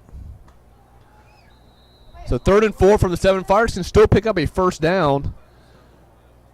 Drake's going to take her on the left side. He is going to pick up the first down, dives for the pylon. Looks like they're going to mark him out of bounds at the 1-yard line, so that will stop the clock and set up a 1st and goal from the 1. Woo! The Flyers are very lucky right there. Yeah, that's the old dangerous reach. Oh, my goodness. Mason does a lot of things right that you do not want to be fumbling the ball into the end zone. 1-yard line. So ball at the 1-yard line. And a penalty flag on the play. This is usually in the area of false start. Now they're going to say offside. So offsides. Wow, and they called that in dead ball Yeah. situation. Oh my goodness, that's. So I don't know if you get any closer to the goal line, but you're right. You don't want to usually call it a dead ball situation right there when it looked like the Flyers were just going to walk into the end zone. Yeah, that's impressive that they would usually let the play out and give the offense a chance to choose what they want to do. So Colby Hamilton right behind the left side of the line, and Mason Drake will take it in for his 2nd touchdown of the night. But more importantly, the lead as the Flyers go up 27-21. Look, I can't tell you, that may go down as a 1-yard run, but You saw Mason Drake let up at the goal line because of the push that the left side of the offensive line just gave right there. And I'm telling you what, with that many players lined up that close to the football to get that kind of push, a fantastic job by the Flyer offensive line. Yeah, so actually Alex Mitchell is going to come into hold for the Flyers after the miscue on the last extra point attempt. Good snap by Summers. Mitchell gets it down, and Lorette is able to knock it through and makes it 28-21 with 18 seconds to go. So great opportunity for the Flyers. They should have the lead going into halftime, and they get the ball to start the second half. Yeah, I mean, you said it, Art. This is what needed to happen. Now, granted, you didn't want to necessarily see the long touchdown the other direction, and you certainly need to be, even with 18 seconds left, you can see that Sophie Wright has enough, athletes that they can make a big play. So you still got to play out these 18 seconds. But getting the lead with where we started this game, especially missing that extra point, has got to make the Flyers feel a little bit better going into the second half. Yeah, and I'll be interested to hear what Coach Sella has to say at halftime and what his adjustments may be for the second half. You'd like to think that the Flyers will come out and try to take away really the simple plays that the Warriors are running. Yeah, I mean, it starts with stopping the running back and the quarterback. I mean, they are the driving force of this offense. So Lovett is his 20, and he is brought down. What another great tackle by Joshua Lafitte. Joshua Lafitte. Oh, my goodness. That's the kind of play that Bill Belichick used to, that's the kind of player that Bill Belichick used to love. Just a guy on special teams that can just go down and make plays. Oh, my goodness. I mean, it's these type of efforts that, that is contagious. So final 13 seconds of the first half. We'll see what head coach Munchie Legault decides to do here. You obviously don't want to force a turnover.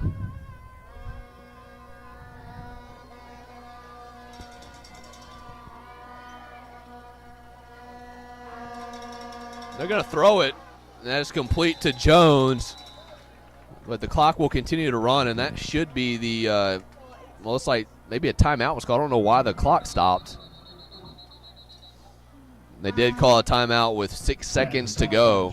Good. That gives me a second to call out Lake Tyner's name. I just had to look down.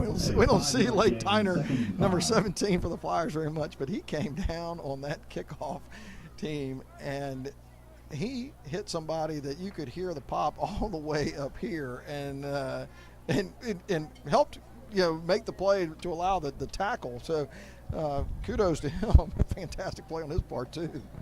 Yeah, that is one thing I've been impressed with the Flyers defense and special teams this year is I'm down on the sidelines for most of these home games, and they play physical. They hit hard, and you can hear it. I mean, you can hear the contact when you're down on the sidelines. I mean, Grayson Nunn, Hayden Horton, Carter Doyle. I mean, Carter's been doing it for years. There are some kids who really know how to tackle with authority. Yeah. And Jackie Barb is another one who, although he doesn't get a lot of opportunities just in an open field, but he can hit you, and that makes a difference. Alex Mitchell's had his opportunities to make some really big hits this year. So 6 seconds to go. Flyers defense just have to be smart in this situation, not allow a big play. The Flyers are coming with the blitz. A quick throw out to Jones, and Jones has got a few blockers in front of him, but he is not going to get to the end zone. Gets across midfield, and that will end the first half. Flyers up 28-21. A very entertaining first half in this District 2 playoff game. I like Jackie Barb's tackle. He didn't bother wrapping him up. He just gave him a nice shoulder to the ground, just to let him know he was there. So we're going to send it down to Coach Kyle Tanner. He'll be joined by head coach John Sella. We'll get John Sella's thoughts on the first half and maybe what he'll say to the team at halftime as Flyers are in a battle here tonight. Coach. All right, I'm here with Coach Sella. Looks like the offensive game plan's really been effective. Defense starting to step it up as far as getting some stops. What are your thoughts in the first half? Yeah, I've been nervous all week, honestly, watching them. They got some big guys, 5 and 2, the quarterback and the running back. They run it hard, and they kind of slowed it down on us. So we go 7 straight weeks of people playing with pretty good pace, and Northwood playing fast to this, where our defensive line is sitting there on their hands for 30 seconds waiting on the snap, and it kind of gets you out of rhythm on defense. And so they're just trying to adjust to that a little bit. All right. So just getting used to the rhythm of the game, basically. Right. Yeah, rhythm of the game, and then we switched up on defense a little bit, trying to make number 5 and number 2 bounce it instead of running right at us. And so hopefully that helps. And that score at the end there is big because we get the ball at halftime, and so a chance to make it 2 scores, which I think would be big. Okay, great. Thanks a lot, Coach.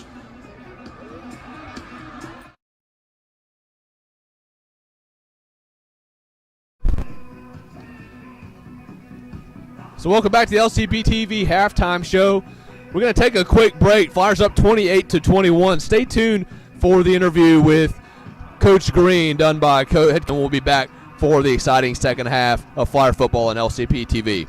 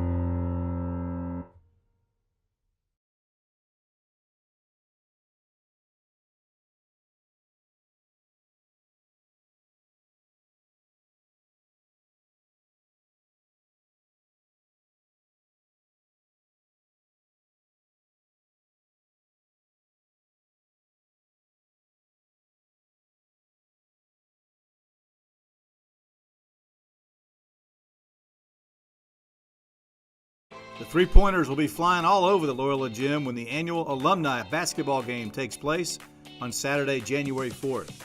There's a rumor that some defense might actually be played, so you won't want to miss out on playing in this game. In recent years, we've had players from at least 6 decades. Lace up the sneakers and give it their best shot. All right, it's halftime. I'm down on the field with Coach Green. Coach, kind of contrasting styles. They grind it out, take a lot of time, and Loyola is able to strike pretty efficiently. Going to come down to, can we get the stops? Yeah, and I think we will. They are not. We're going to score. I'd feel comfortable with that. It surprised me that they scored 21. But anytime you play some athletes and they fumble and pick it up and run, that's just the way it happens. Well, now I think starting off, just talking to Coach Sella, he said that, the style of play a lot different than what they faced with everyone going really fast, so they got to get it used to a slower tempo. Yeah. How do you make that adjustment? I don't know. You still got to tackle. That's the whole thing. And whether they're running fast, slow, you've got to tackle the guy with the football, and that's what we've got to do. And I think we will. But tempo and all, I'd rather the slower tempo because you can rest a little bit. Now, of course, they really haven't found an answer to our offense. No. When you go in there at halftime, you put 28 on the board and you've got the ball coming out. Really, any changes, you just keep doing what you're doing? Well, they move the ball all year. I feel very comfortable with us moving the ball against anybody. I feel like they do a heck of a job. And I think what will happen here, they'll kick us, we'll go down and score, and I think that you can turn out the light and start the bus. Well, I know they were talking about, they're 20, we're number 10, so maybe you're thinking, might be, looking forward a little bit, but, the way that first half played out, I think that should have Loyola's attention. So would you think they'd be a little more focused to kind of do what they need to do here in the second half? Oh, yeah, it is hard. When you're dealing with high school kids, they're not stupid. They look at it and they're thinking, I won't even play the fourth quarter. And that's just kids, but yeah, they definitely got their attention, and I'm sure they're getting their attention a little bit in here too. Now, I know for you, this time of year has always been a special time of year, but we're within 2 weeks of Thanksgiving, and I know for you, that's a time where hopefully you're playing football. How do you really balance the holiday and getting ready, getting all the, everything ready for Thanksgiving and football at the same time? Well, we always know if you're playing Thanksgiving, you've had a good year. So when you're playing football, at my household was always, we'll eat a turkey sandwich later on, but they knew we were going to have practice, and that's what we were going to do. So, I mean, Thanksgiving's great. You have the rest of your life. When I'm an old man rocking in a chair, I can have turkey, but you only have this chance, a little chance to practice on Thanksgiving. Well, and then, that being said, I think all of our worldwide viewers that we have out there, everyone who's watching and looking forward to the holiday, anything you can help some of these people out with as far as getting the turkey, the dressing ready and making the best, of that day, even though you've got football to look forward to. You just go ahead and cook it now and put it in the refrigerator. Usually they hold out that long, but you're wanting to be at practice, and like I said, peanut butter and jelly sometimes tastes like turkey if you close your eyes. And I know, you live out where maybe I wasn't sure if maybe you have your own turkey, if you take care of that yourself, or do you go, store-bought? What is your Well, if these guys in these little planes keep flying over, there's some guys that fly over in those little things. Sometimes I feel like I'm going to take a pop shot at them out there. You don't know them, do you? Do you happen to know? You don't know? I don't know about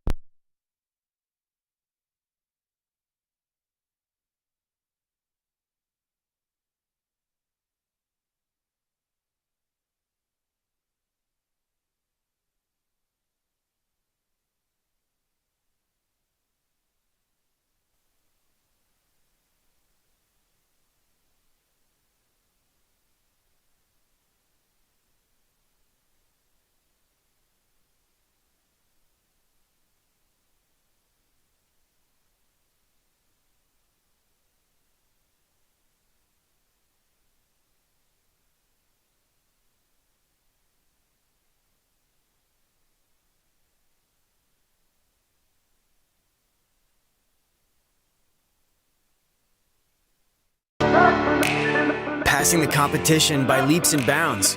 The team of world-class specialists at Christus Orthopedics and Sports Medicine Institute are experts in caring for bones, joints, and muscles. In addition to treatment, they also provide special programs designed to keep you in optimal shape and improve athletic performance. So whether you're a student athlete or a weekend warrior, they'll keep you at the top of your game. Christus Orthopedics and Sports Medicine Institute, taking orthopedic care a step further. How does your bank define local? At Home Federal, it means being here in Shreveport and Bossier since the doors opened in 1924. It means surviving and thriving alongside our customers through the good times and the bad. Since our beginning, Home Federal has been a part of Shreveport-Bossier. Our roots are here. Our headquarters are here. Decisions are made here. That's how we define local. Home Federal Bank, a better way.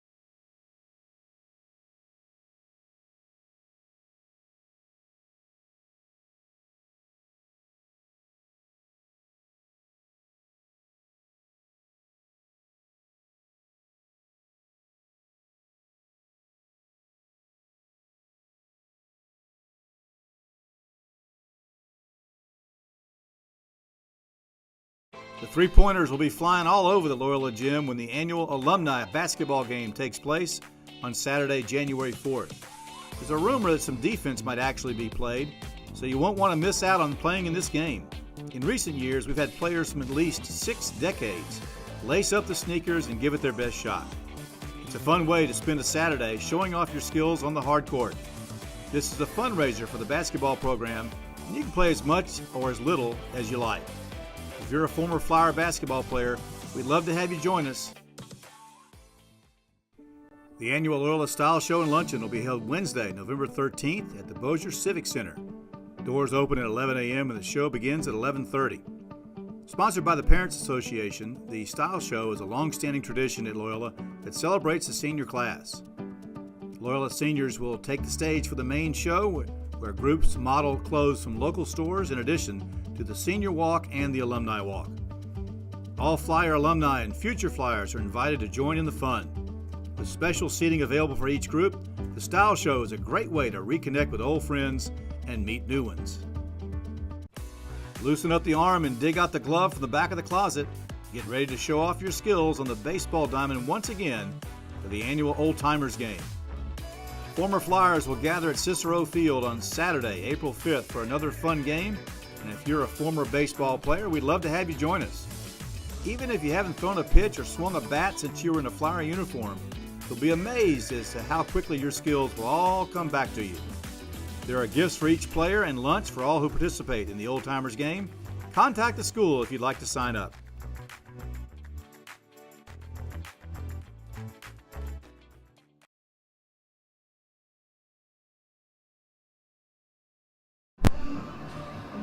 Welcome back to Flyer Football on LCP TV. Halftime show. That was amazing content with Coach Green. If you missed it, please go back and watch that. But Flyers with a 28-21 lead to start this second half. A couple of halftime stats. Mason Drake, 14 carries for 92 yards and 2 touchdowns. Bryce Restovich is 8 of 11 for 135 yards and 2 touchdowns, including 1 rushing touchdown. And then Ben Brewer, leading receiver, 5 receptions, 74 yards, and 2 touchdowns. Loyola leading the total yardage battle, 234 to the Warriors, 182. But I've been very impressed with the Warriors. I mentioned in the pregame show, local sports reporter had the line, the Flyers probably a 26.5-point favorite, and the Warriors are in this ball game. If you just told me that the halftime stats were going to say that Mason Drake had 90 yards rushing and that Bryce Restovich was 8 for 11. I mean, 8 for 11, unbelievable. And, you've seen some of his throws. They have been on the money. The ones that he missed were, one that was very close, that right out of bounds, that Colby Hamilton, going for him was just a ball just a little bit outside. But those are very efficient stats. And you would sit there and think, okay, well, the offense is humming. And in a way, the offense is humming. 28 points at halftime is pretty darn good. But as you said, Sophie B. Wright is in this game, and they are in this game because their running back is very hard to bring down, and their quarterback can play off of him, and he is athletic enough to make people miss. And so, I'm glad to see the Flyers. We have seen games where the Flyers have played down to some competition, and it took them a while to kind of get going. And I was really kind of worried as we got started in this game. I was thinking, my goodness, all it takes is one stalled drive. They really haven't had any stalled drives, and that's a very good sign. The Flyers need to continue to be very efficient on offense. Yeah, and then defensively, really, you just have to stop the few plays that the Sophie B. Wright Warriors are running. It's the quick slants to Ashmar Clark, Jane Reed Love, and Paula Jones, and then pretty much just a little read option between McInnes and Chester, the quarterback. Those are really the only plays that the Warriors are really intent to run right now, and I would too. They've had a lot of success. If it's working, keep it going. And so I'll be curious to see what the Flyer defense does to try to counter that in the second half. I don't know that they're necessarily going to counter it too much because, what the Flyers did, they ran their defensive line tight. They're trying to take away the inside running game. And that's very good. But your safeties and your linebackers really have to be able to fill those gaps. And at the very beginning of the game, that wasn't happening, and they were getting chunk yards, but now we've seen Hayden Horton make a number of plays tonight. We've seen Alex Mitchell making plays. We've seen Carter Doyle, of course, making a number of plays too. Grayson Nunn making plays. Those are the kind of things you've got to have happen for you. And we talked about them. You've got a lot of kids who like to tackle, like to hit, and everything else. You need that aggression. You need to be able to come to the football, because if they're going to run this type of offense where they might try to wear you down with a strong running back, the Flyers are doing the right thing and trying to take that away. They're trying to take away the A gaps and crushing things down. But that's a big running back against linebackers and safeties and corners, and the Flyers, I think, have done a better job of that in the second half. Yeah, and like we talked about before halftime, the Flyers get the ball to start the second half. Sophie B. Wright and Munchie Legault were very intent on using the play clock. I would love to see the time of possession number for the first half, because when the Flyers had the ball, they went fast and they scored fast. The Warriors, they had sustained drives. They converted a lot of fourth downs, or 100% on fourth down conversions tonight. If the Flyers can get a 14-point lead to start the third quarter, what kind of pressure does that put on Jones and Chester and this Warriors offense? Well, and that's it. It may take away that effective RPO that they've been able to run, and then that big running back becomes less of a factor, because are you going to sit there and just get 3 yards? They have been very effective. I love their game plan. Like you said, they have impressed both of us, and I love the way that they've come in as a 3-7 team. I'm with you. I'm very impressed with the way that they play. They play disciplined. They've got some players. They know how to get the ball in the spots that they are effective. And again, they've given the Flyers everything that the Flyers can handle, and I'm glad to see that they've risen to the challenge. But they still got a half of football to take in. Yeah, and then depth will obviously be something to watch for in the second half. McKinnis, the running back that we've talked about, who's played so well, he's playing defensive end, and he's going up against his Flyers offensive line that's been pounding the rock and trying to chase after Mason Drake. And so we'll see if that starts to wear him down in the second half, and it limits his effectiveness on offense. I think that's exactly right. What the Flyers have really been able to do very well is that Mason is getting his yardages inside and outside. So it makes the defense have to play you honest. As we talked about, they're walking their safeties up to about 10 to 12 yards off the line of scrimmage. They're trying to give that extra run support, and the Flyers still have been able to get on their blocks and get effective yardage out of it, and is creating the opportunities for them to throw over the top. And so I really like the play calling. John Sella's done a really nice job of surveying what the defense is giving him, and it shows. You can see how efficient Bryce has been throwing the football. He has put the ball where he needed to be with the timing that it needed to be in, and that's a credit to not only him as a quarterback, but the play calling. Yeah, with the exception of the first half fumble that the Flyers had deep in Warrior territory. They were driving. It looked like they were going to take it in for an easy touchdown.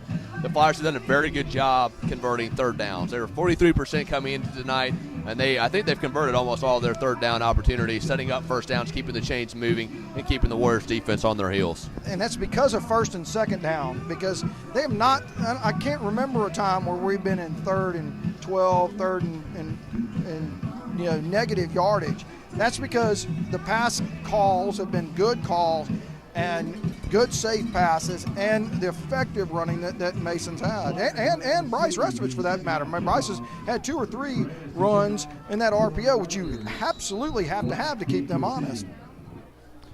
So we got 24 minutes left in this first round playoff matchup between the Warriors and Flyers. Again, they kick it to Black, who's done a great job returning the ball tonight. He does it again as he's across 40 to 45. Kicker to beat. Kicker brings him down across midfield. But again, the Flyers offense is going to start in Warrior territory. I believe all but one possession they've started in Warrior territory. So again, I'm surprised they keep kicking it to Black. I am too, Art. That's really, the wedge has been very well blocked in this game. I give the Flyers a lot of credit. not a lot of teams spend a lot of time on it, but you can tell the Flyers are prepared. So 1st and 10 at the Warriors 49.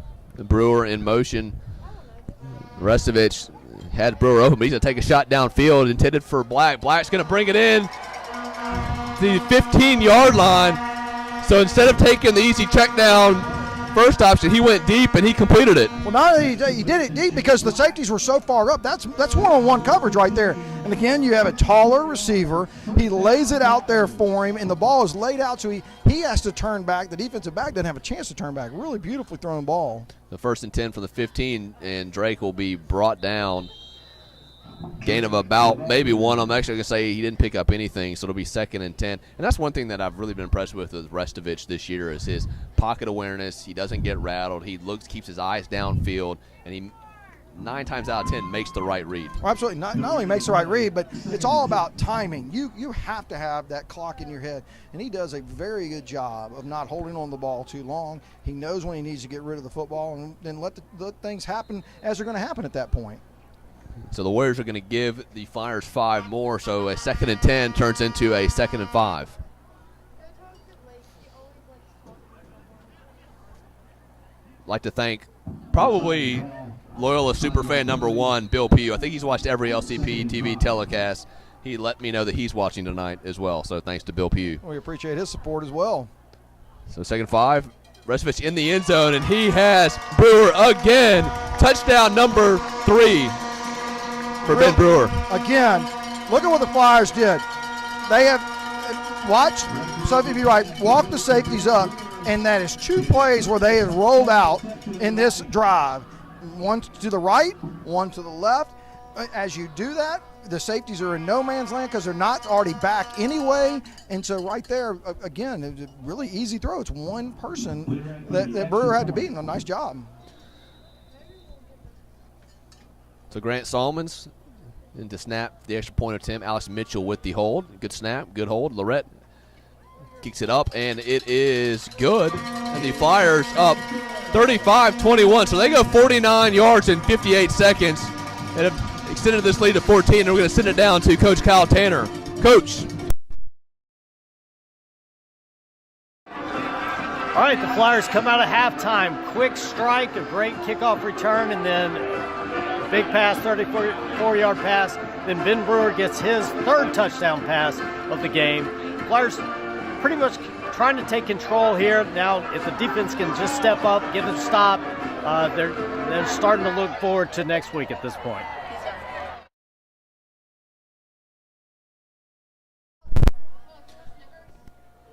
Thanks, Coach Tanner.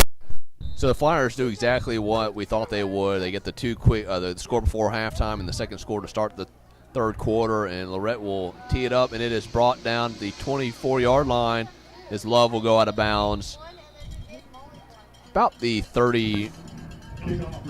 Actually, they're going to say they're going to give him the 41-yard line. I think that's a pretty generous spot. No, they brought it back. They brought it back to the 38. So that's where the Warriors will take over. Yeah, I mean, I give Evan a lot of credit. They are kicking the ball around. You know, it's not the same spot, and you got to be very efficient and effective to do that. I like that angled kick right there. It made him catch it on the run. And again, the kickoff coverage team doing a great job of getting to that spot. You have an illegal motion right there. Yeah. So again, it looks like another quick pass out to Clark.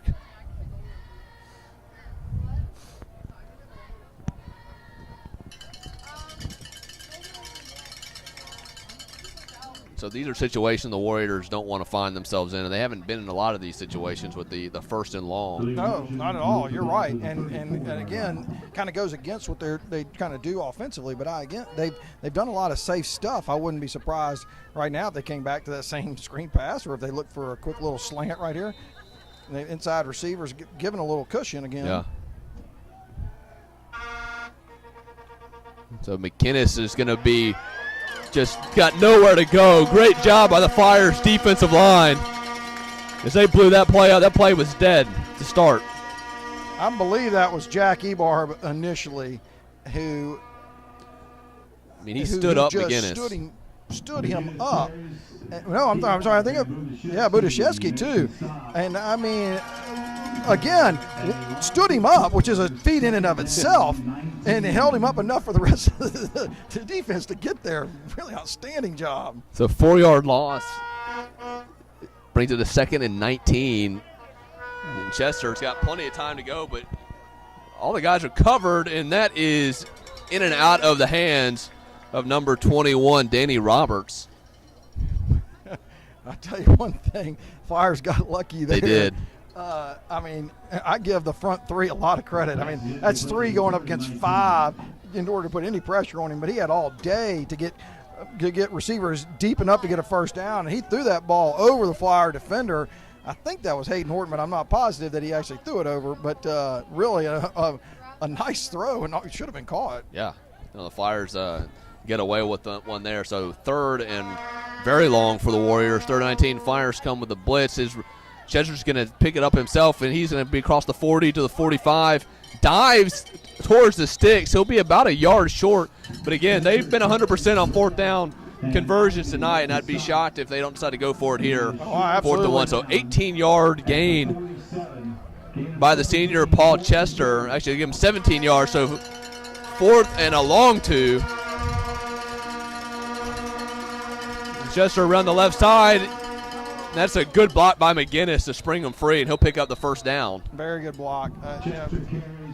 It's exactly what you would expect them to do on 4th down. I mean, I'd put it in my best player's hands too. But, going back to that last play, they blitzed Hayden Horton. They actually brought Carter Doyle to come play the outside receiver. The quarterback actually spotted and did a very nice job of taking that and running up the field.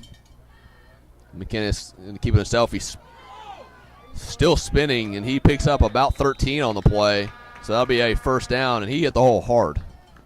Yeah, I mean, it's just a good hard run. That is a very good, very hard run, and Thomas Gosley made a really nice play to actually tackle him in the open field. Chester back to pass. He's going to roll to his right. He's got plenty of room. He's going to throw it to the middle of the field, and that's going to be caught by Clark. Clark still on his feet inside the 10, still on his feet to the 5, spin move. He's going to take it into the end zone for a touchdown.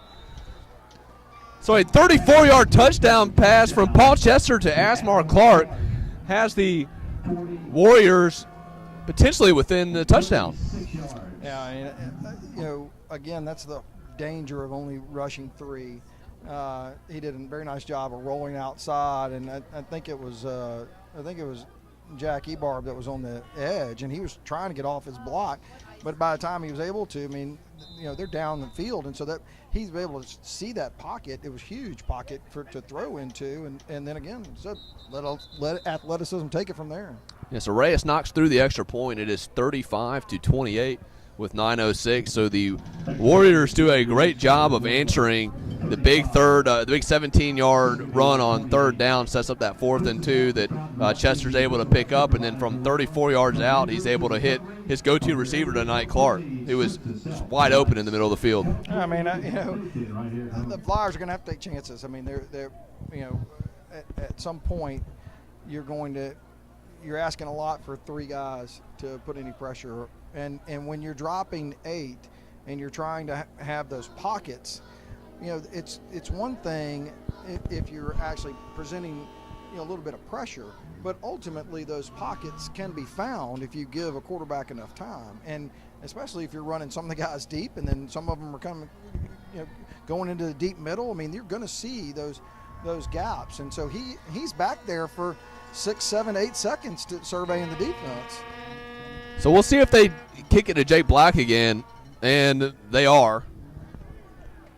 Black catches about his 10-yard line, and he's got another hole. Hurdles Love, and he'll be brought down about the 43. The penalty flag on the play. I think they're going to call that on Jake Black. For hurdling? Yeah. Is that illegal in high school football? Yeah, I think he's okay. Yeah. He's going to pick up the flag. It's another great return by Jake Black. So a 34-yard return as the Flyers offense at the 44-yard line.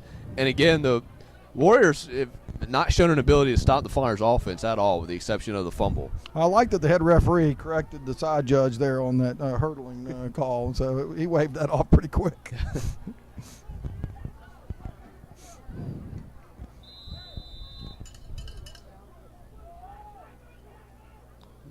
Restovich, the ball's on the ground, and that is picked up by McInnes.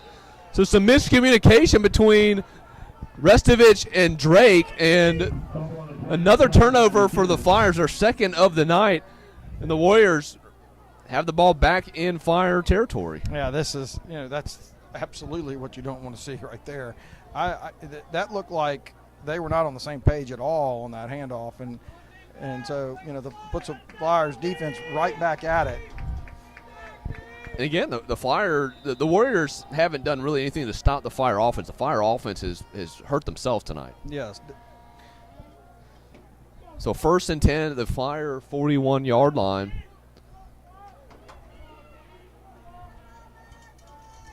McInnes will take it. He keeps his feet moving, still on his feet. Breaks a tackle to the 30, bulldoze his way to the 26-yard line. He'll go out of bounds at the 25. So a 16-yard gain.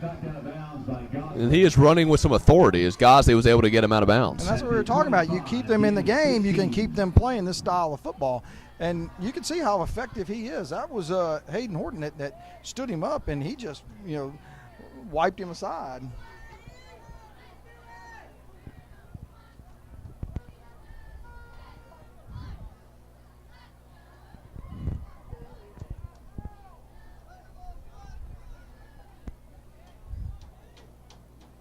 Chester is going to keep himself around the right side. He's going to dump it off to Angelini, and that should be a legal man downfield on the call. Actually, I think they got a hold. A holding. Yeah. So I'm mistaken. Thought there were some linemen creeping down the field as he took off running. Yeah, I believe it was, I think that was maybe Sipes that was on the defensive end. And as he was trying to come off of that block, he clearly had his jersey being held. So big penalty for the Warriors, going to back him up 10, set up a 1st and 20 now at the 35. This is where they've, used the quarterback effectively. Looking to do safe things to get yardage back. Chester back to pass. He's going to roll to his right. He's got some room. He's going to throw it over the middle again. The receiver falls down. Looked to be intended for Love. But again, he's just finding the soft spots there in the defense. In the same pocket. The Flyers did not do a good job right there. I don't know who the defensive end was right there. But coming inside right there where the defensive tackle already was and allowing him to get outside, you're really putting a lot of stress on your defense. You got to make sure that you can maintain some of that outside containment.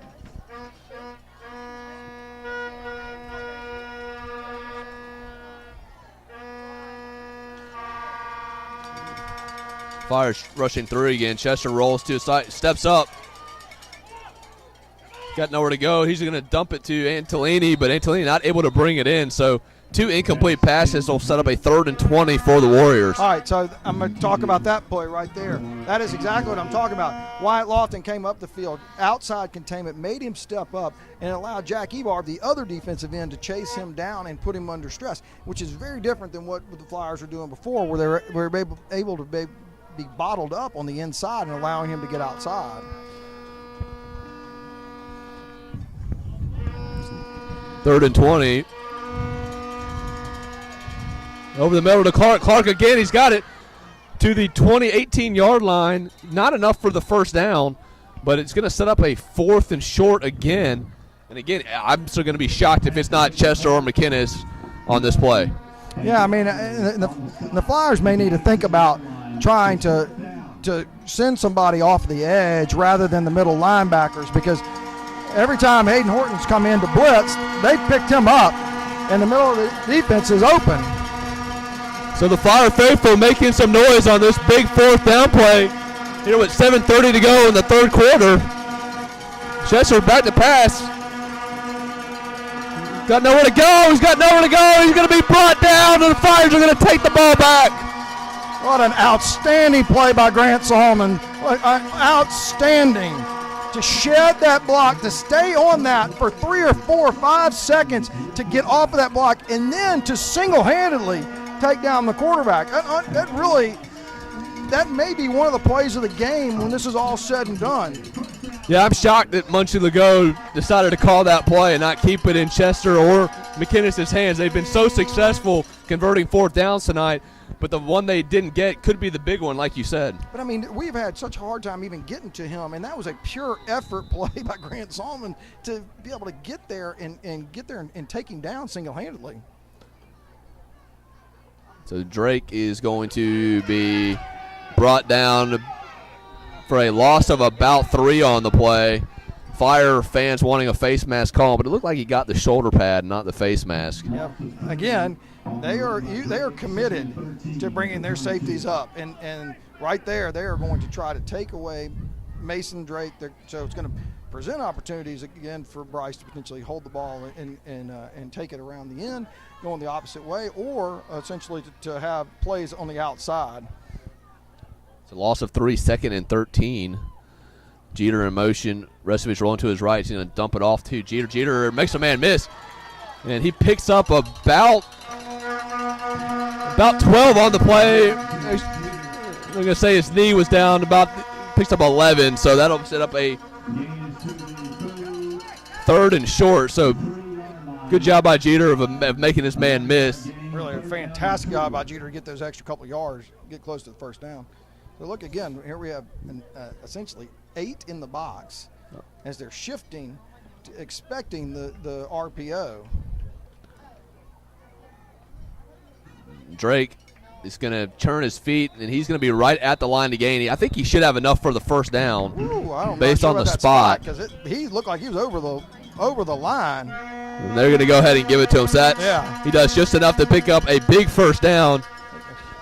So that'll be a 1st and 10, but also keeps the clock moving here in the 3rd quarter.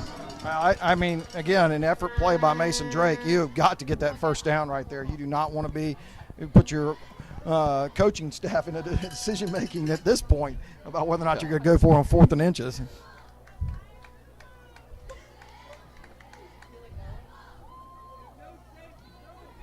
Black in motion, Restovich rolling to his left. He's going to throw it out to him. He's got some room to run on the outside. He'll be pushed out of bounds at about the 45-yard line. They'll give him the 46. So that'll be enough for a first down. So Coach Sella absolutely sees this. I mean, they're playing man-to-man, and so Jake Black coming across the backside corner's got to come with him. So it's the perfect play call. You run everybody out, you run him shallow, and quickly get the ball to him. So the Flyers going fast and causes some confusion, and head coach Muncie Legault is going to have to burn a timeout, which he may need in the 4th quarter. So Flyers up 7. We're going to take a quick break. You're watching Flyer football on LCP TV. The annual Loyola Style Show and Luncheon will be held Wednesday, November 13th at the Bossier Civic Center. Doors open at 11 a.m. and the show begins at 11:30. Sponsored by the Parents Association, the Style Show is a long-standing tradition at Loyola that celebrates the senior class. Loyola seniors will take the stage for the main show, where groups model clothes from local stores in addition to the Senior Walk and the Alumni Walk.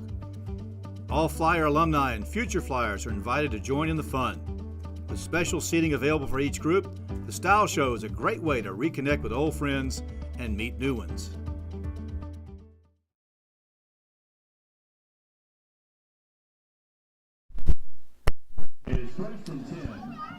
Welcome back to LCP TV.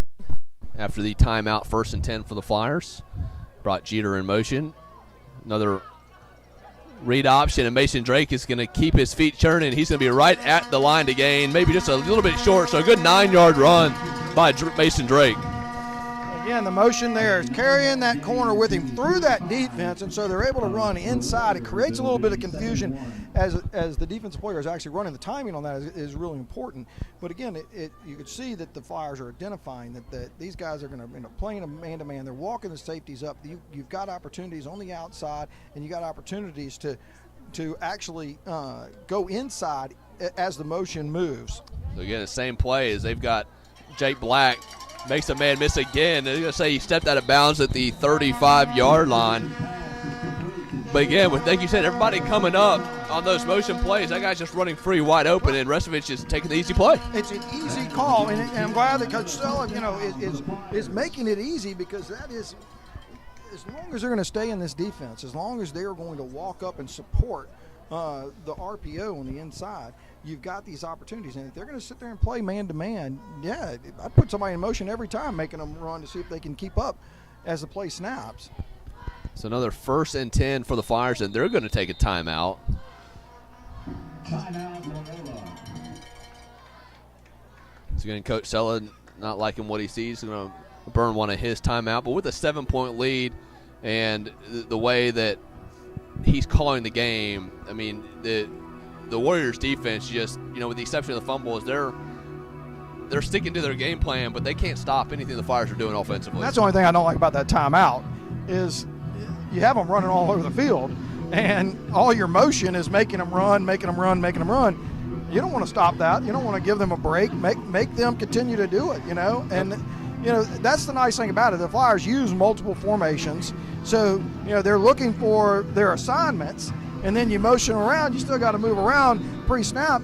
It's a smart philosophy with a team that has 25 players on it, Yeah.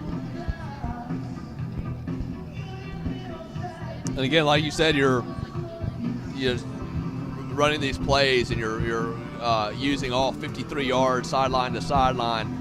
You're also allowing their running back, number 2, McInnes, to chase guys all over the field. You're going to wear him down here as this game continues to move on.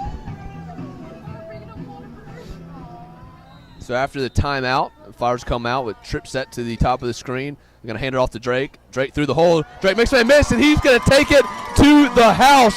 35-yard touchdown run by Mason Drake. That is very satisfying from an offensive lineman standpoint. The linebackers and the safeties are there for support, but you still get on every one of your blocks. And what they gave right there by getting on your blocks is you gave one-on-one situation with Mason with a safety. He breaks one tackle and he's gone. Yep, 35 yards. His 3rd touchdown of the night extends the lead to 41-28. And Evan Lorette will be in to attempt the extra point out of the hold of Alex Mitchell. Good snap by Salmons. Lorette knocks it through. The Flyers are up 42-28. We're going to send it down to Coach Kyle Tanner on the sidelines. Coach. Right, 4:45 left in the 3rd quarter. Mason Drake gets a 45-yard touchdown run to extend the Flyer lead back to 14. So far, the only thing that has stopped the Flyers so far has been turnovers. They still need to get a big stop and continue to play, but so far the Warriors have no answer for this Flyer offense. Kyle Tanner doing a great job as always. Recent Hall of Honor inductee, back coaching basketball, 4th time out of retirement as they get their season underway, I think, this past week. So he's doing it all for the Flyers. I think there was somebody else that was honored that weekend too, Art. So, well-deserved for both participants. Thank you. Glad to be in with you. Absolutely. To kick off. So Lorette will sky kick it again, the 30-yard line. And, slips down. And looks like he's still on the ground. As it looks like that was number 22, Grayson Nunn, I believe, down there to make the play. But flag is called on the play. I believe it's it's on the coaches. I believe it's not on the actual hit. Okay, yeah, this came in late. Those flags did come in late. I believe the coaches just told the officials something that, you hate it for anybody. That was a hard situation because he did slip as he was coming in, and there's no way you can stop. No, there was no ill intent on that at all. He just slipped as the guy was coming in to make a tackle. And I feel bad for the coaches. It looks bad and everything else, but I think let the officials have it. I think it's going to be a dead ball, unsportsmanlike on the sideline. Yeah, so we'll take a quick break for the injury timeout. You're watching Flyer football on LCP TV. The 3-pointers will be flying all over the Loyola gym when the annual alumni basketball game takes place on Saturday, January 4th. There's a rumor that some defense might actually be played, so you won't want to miss out on playing in this game. In recent years, we've had players from at least 6 decades lace up the sneakers and give it their best shot.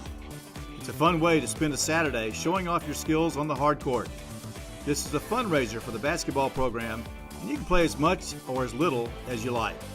If you're a former Flyer basketball player, we'd love to have you join us. Contact head coach Ben Schonfarber at the school if you'd like to participate. Loosen up the arm and dig out the glove from the back of the closet. Get ready to show off your skills on the baseball diamond once again for the annual Old Timers game. Former Flyers will gather at Cicero Field on Saturday, April 5th for another fun game. And if you're a former baseball player, we'd love to have you join us. Even if you haven't thrown a pitch or swung a bat since you were in a Flyer uniform, you'll be amazed as to how quickly. Welcome back to LCP TV, where looks like one of the coaches for the Warriors has been ejected. Another flag was thrown during the break. Number 32, Ja'Cory Abdullah, was able to get up, walk off the field. But the Warriors coaching staff not happy at all. Referees are talking to them. So there's already been one unsportsmanlike penalty against the Warriors and potentially another one. Yeah, I believe the coach just did not let it go on the sidelines. The sideline judge threw that second unsportsmanlike conduct, so he was within earshot. I don't know if he was the directed participant for what was being said, but he didn't even bother turning around. He threw the flag and called it. So that is another one. And somebody has been ejected on the coaching staff. So that's going to put the ball all the way down to the Warriors' 4-yard line.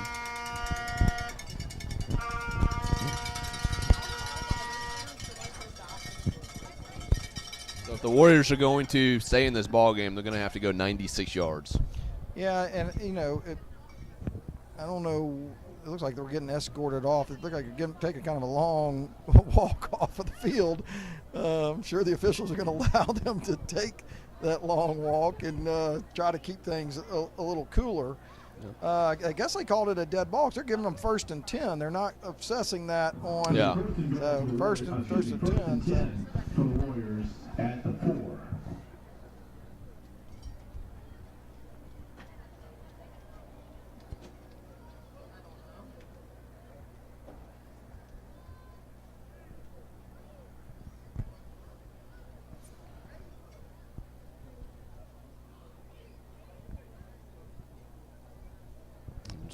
Head referee still having some discussion. And it looks like we're finally ready to go.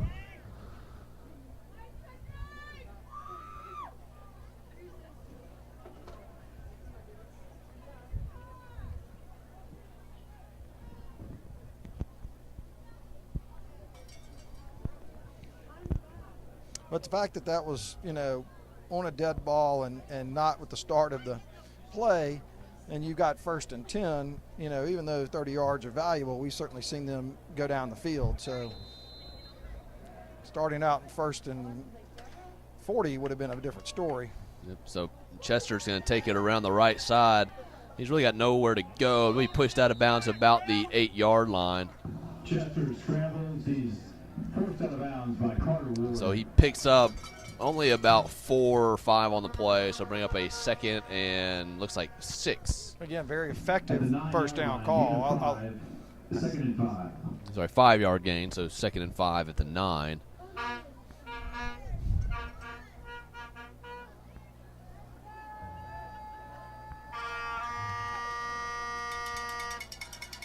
McInnes will take it around the right side this time, and he is almost tackled by Alex Mitchell, but he runs right through him, and he picks up a 1st down out to about the 17-yard line. I'll tell you something about McInnes right there. Alex Mitchell sized him up, and he did his best, but he was not able to bring him down, and Alex is one of the better tacklers on the team. No, I credit Alex Mitchell. He wasn't scared at all. He went in there to make the play. So penalty. It looks like they're going to call an unsportsmanlike penalty on number 1, Paul Jones, the senior wide receiver. And so that'll push him back.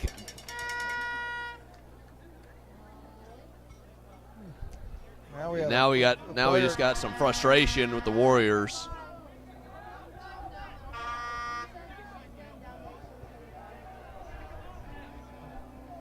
Penalty moves the ball to the 9. That's an 8-yard penalty. It'll be 1st and 18 at the 9. So three unsportsmanlike penalties against the Warriors, just have them deep in their own territory. So 1st and 18 at the 9. And they'll hand it to McGinnis again. Same player on the right side, and he's pushed out of bounds about the 12, but Alex Mitchell's a smart football player. He went low to try to make that tackle that time. And he still broke through that. And again, they did a nice job of putting him out of bounds by Hayden Horton and Grayson Nunn. But again, it tells you, and that's what I find kind of shocking that the players and the coaches are so upset. They're effective right here. I mean, they're still running the football well. I mean, if you just keep your composure, they've been in this game. Chester, quick pass intended for Jerry and Love. So that'll set up a 3rd and 15. But again, he was open, just a little high on the pass. He was definitely open, and the thing about it was we haven't seen him make many poor throws. That's the first one we have seen him sky.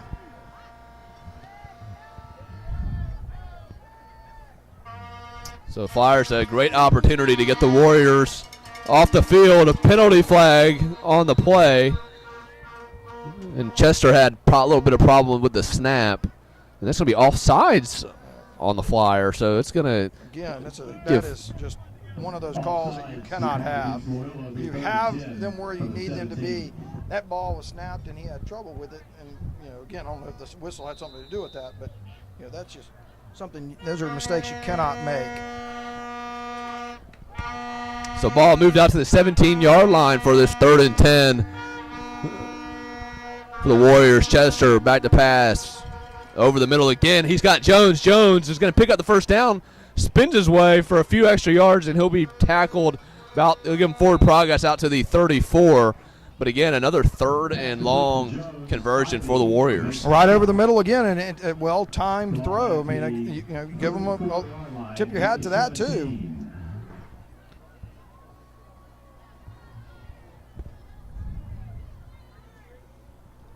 So another opportunity for the Flyers defense wasted by the 3rd and long conversion. That's what's interesting. Those 3 unsportsmanlike penalties, it really essentially all it's done is kind of slow them up a little bit.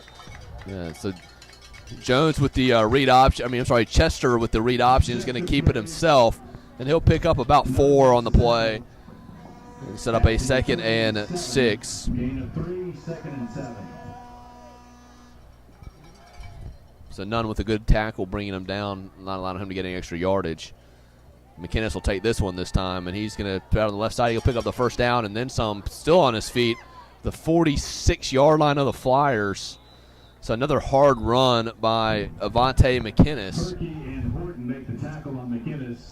I mean, you can see what McInnes is able to do. The Flyers are not able to get him on the ground with one person. And so, again, going back to the very beginning of the game where they've been able to run him off tackle and get strong safeties and cornerbacks to have to try to bring him down, very effective strategy. Yeah. Hayden Horton doing a good job of bringing him down, the Flyers' leading tackler.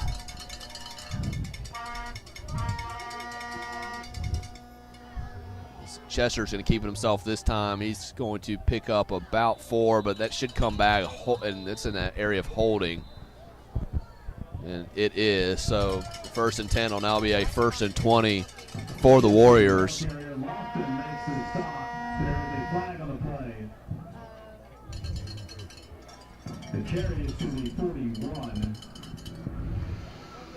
So again, a little bit of frustration by the Warriors. And then really there's no reason to No, not at all. They're moving the ball. Moving the football. And it's exactly right. I mean, even if you had a holding call, I mean, you're still being very effective in what you're doing. So this game is far from over in the 3rd quarter, and it's interesting that this is about the 4th player that we've seen extremely frustrated, and it's kind of shocking because the running back is literally carrying the team right now. And it looks like another flag was thrown on the sidelines. We'll see what the call is.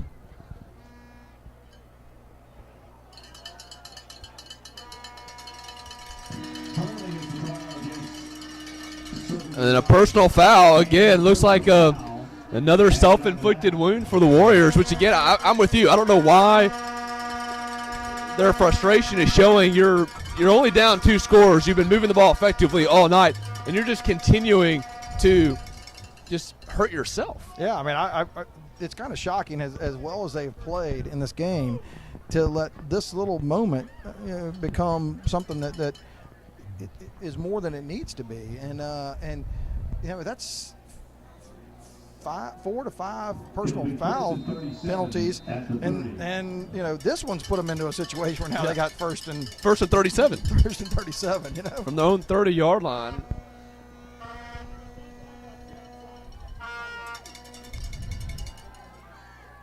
Just about to pass. He's got nowhere to go, and he's going to pick up maybe 1 or 2 on the play. So good job by the Fire defense. Oh, I mean, talk about good job on Fire defense. Alex Mitchell blew up that play.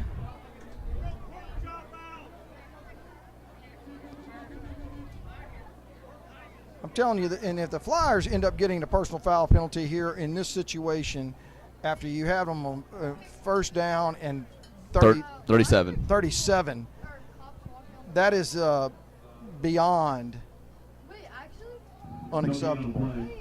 Now there are three flags thrown by the referees down there, so it's just a lot of extracurriculars after that play. Munchie Legoo, head coach of the Warriors, doing a good job of huddling his guys up here, hopefully trying to calm down their frustrations. And then the Flyers coaching staff doing a good job of getting their guys out of there and telling them not to escalate this thing even further. And that is the thing. If I'm Coach Lewis, I'm telling them there's absolutely no way you give them a first down, you give a personal foul, in any type of situation that allows them a closer situation. So going to be offsetting personal fouls. So that'll replay the down, I believe, unless it's after the play. I believe it's after the play. So it should be second down. So it should be second and, I believe, 35 now. After a gain of about 2. Second, and they're going to give him 3 yards on the carry. So second and 34.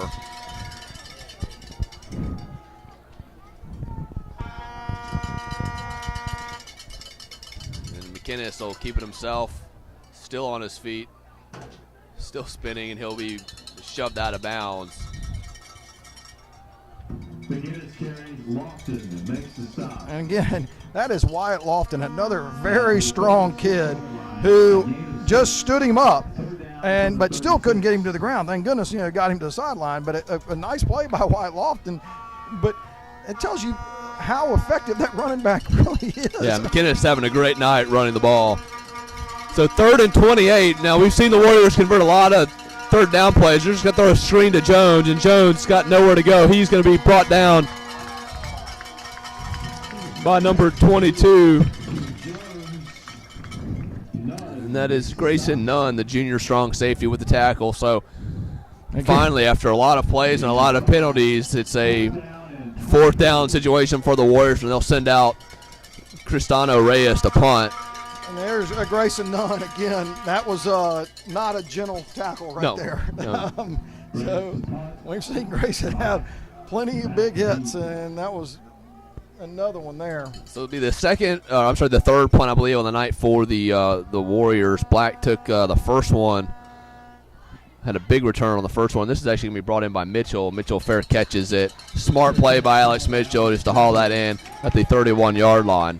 Really, I mean, that's a nicely designed return to have Alex Mitchell kind of as your up-back situation, in that you do not want that ball to land in front of the deep returner and then have that ball go 15, 20 more yards. So again, you want to have somebody sure-handed. Alex Mitchell's a good one to do that, and made a nice play right there. So after a entertaining drive, I'd say, from a big play and penalty standpoint, big plays negating penalties negating the big plays by the Warriors, the Flyers finally have the ball back late in the 3rd quarter with a chance to extend this 14-point lead. Well, you can't underestimate how important this drive is.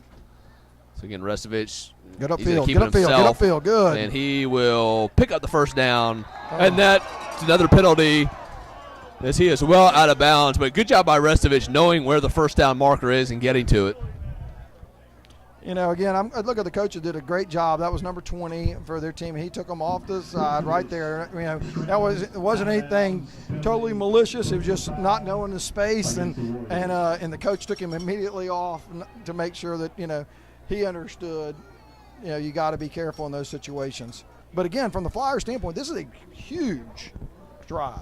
This is something you really need to be able to come away with at least 3 points to be able to offset what they've been able to do. Now, granted, they were able to get them to punt last time, but it was aided by a lot of penalties, unnecessary penalties. And you know, I think that Sophie B. Wright be looking back at that last drive going, what might that have been if we hadn't had 5 or 6 personal foul penalties? Yep. It's after the penalty, 1st and 10 at the Warriors 45, and he's wide open and intercepted by number 7 of the Warriors. And again, the Flyers are going to watch that back on film, and Restovich is going to kick himself because nobody was guarding Ben Brewer. The Warriors were confused at the snap, and if Brewer just kept running straight, he would have just walked into the end zone. I'm not sure why he cut the route back. Well, exactly. Those two receivers are way too close to one another, because you're right. He should have been wide open, and the spacing should have been a little bit more, so he should have never been able to come off his man to make that catch. So, again, like you said, just another wasted opportunity for the Flyers there, as they were just, you know, again, the Warriors are not doing much to stop the Flyer offense tonight. Right. That play is wide open receiver, number 7. We don't have an updated roster from the Warriors, but just a great ball skills going up and catching that at the high point and bringing it down. And so, again, the Warriors, you know, have an opportunity to make this a one-score game here again. And it looks like it'll be a personal foul call on the Flyers that'll move the ball.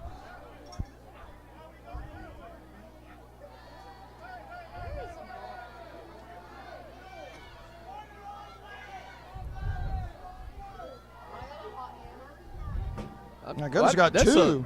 A lot of penalties. So we'll get the clarification from John James Marshall here in the press box, I think. 30-yard penalty against the Flyers, puts the ball at the 37-yard line. So, yeah, 30 yards and penalties, so we're just assuming 2 personal foul calls against the Flyers. It would have been nice to get an explanation on that. I didn't see the head referee, anybody come over and tell you what they called.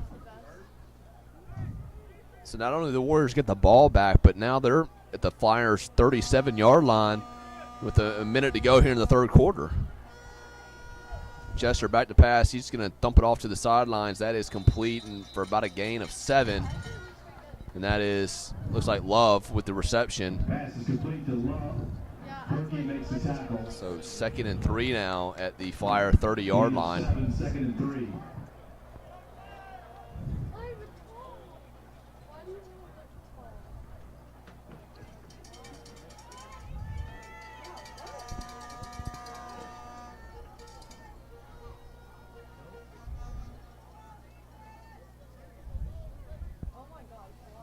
Chester rolling out to his right. He's going to throw it, and that's going to be intercepted by the Flyers. And that is brought in by number 29, Carter Ward, who continues his phenomenal season. That is his 8th interception on the season. Well, I hope Carter Ward goes over there and thanks Hayden Horton, because Hayden was the one who busted through and not only put all kind of pressure on the quarterback, but actually planted the quarterback in that situation too. So I think that there's going to be potentially a penalty here. It looks like the referees are talking again. Again, there's a player down for the Warriors. Looks like number. There's another penalty. There's a penalty just thrown. A flag has been thrown. There's number 65, Malachi Pittman, who tried to make the tackle on Carter Ward. So the Flyers will get the ball back here late in the third quarter. We'll see if there's another personal foul penalty called.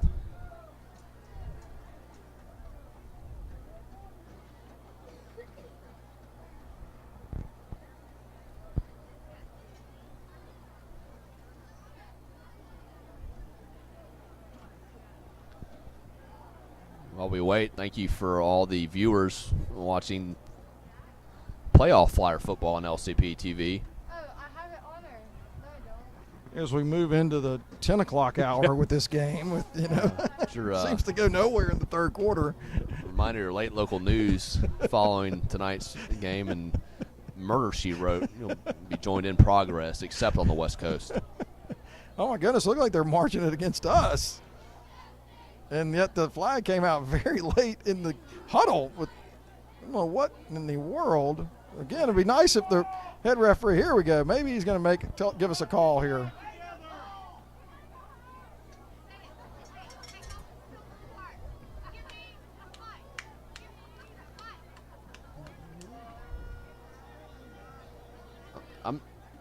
Illegal block is the call against the Flyers.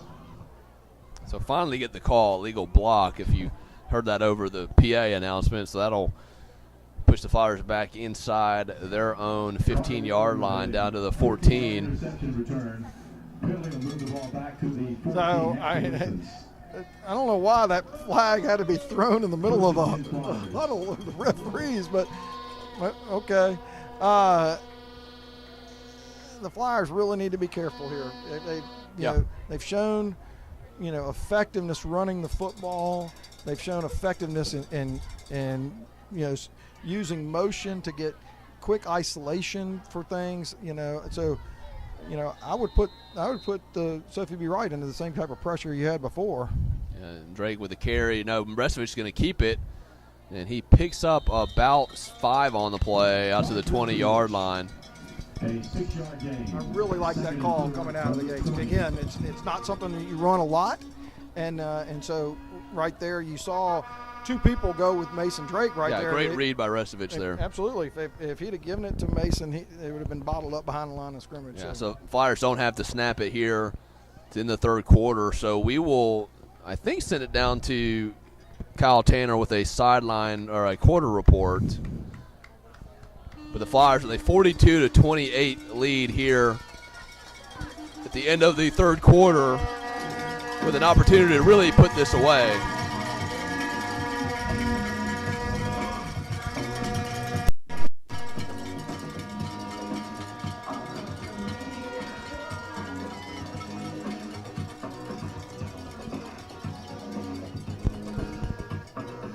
So we will send it down to Coach Kyle Tanner with the third quarter report.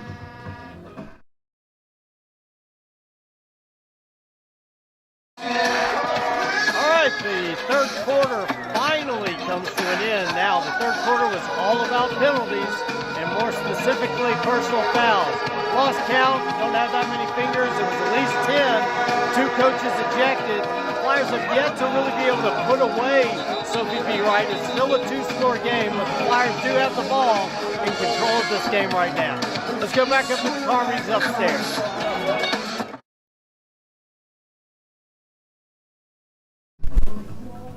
I'm in agreement with Coach Tanner that the third quarter finally came to an end. That's got to be one of the longer quarters in LCBTV playoff history as we start the fourth quarter with a handoff to Ben Brewer. Ben Brewer across the 35. He'll step out at the 38-yard line, so he will pick up the first down.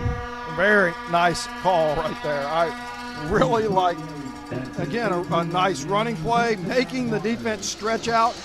We're used to being the ones that have a lot of players playing both ways and getting worn down. As you said earlier in the telecast, it might be finally showing itself where these kids have been running the whole entire night.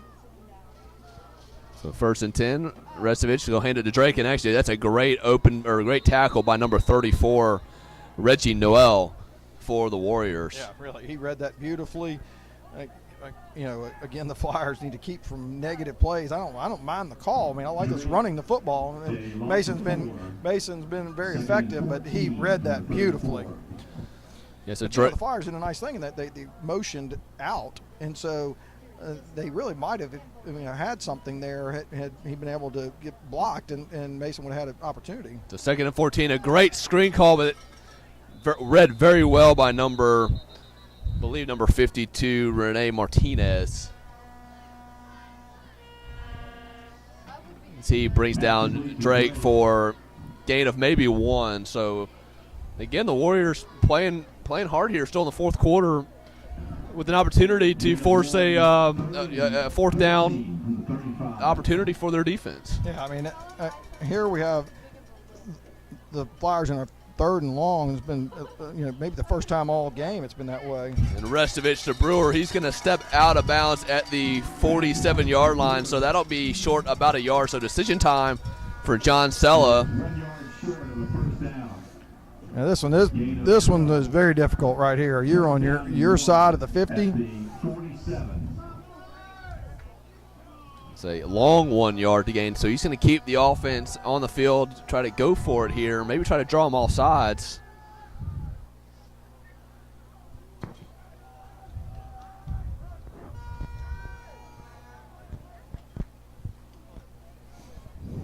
So it looks like they will snap it. As Black goes in motion, Restovich to the left side. He's going to throw it deep down the field. He's got a man wide open down the field. That's going to be hauled in and caught by Brock Jeter. He's going to take it to the house. 53 yards for the touchdown. What an exceptional play design right there. I'm going to just go ahead and tell you right there, he was looking for the shallow man, and he was eaten up by the defender. There was absolutely he was looking for the shallow 2-yard pass, but you gave him 3 tiers to throw to, and Brock did a fantastic job of going deep and getting behind the defender. And man, Bryce did a nice job of he had time to wait to see what was going to happen, and he delivered. So Lorette knocks it through, and that could be the dagger as the Flyers go up 21. And we will send it down to Kyle Tanner on the sidelines. Coach Tanner.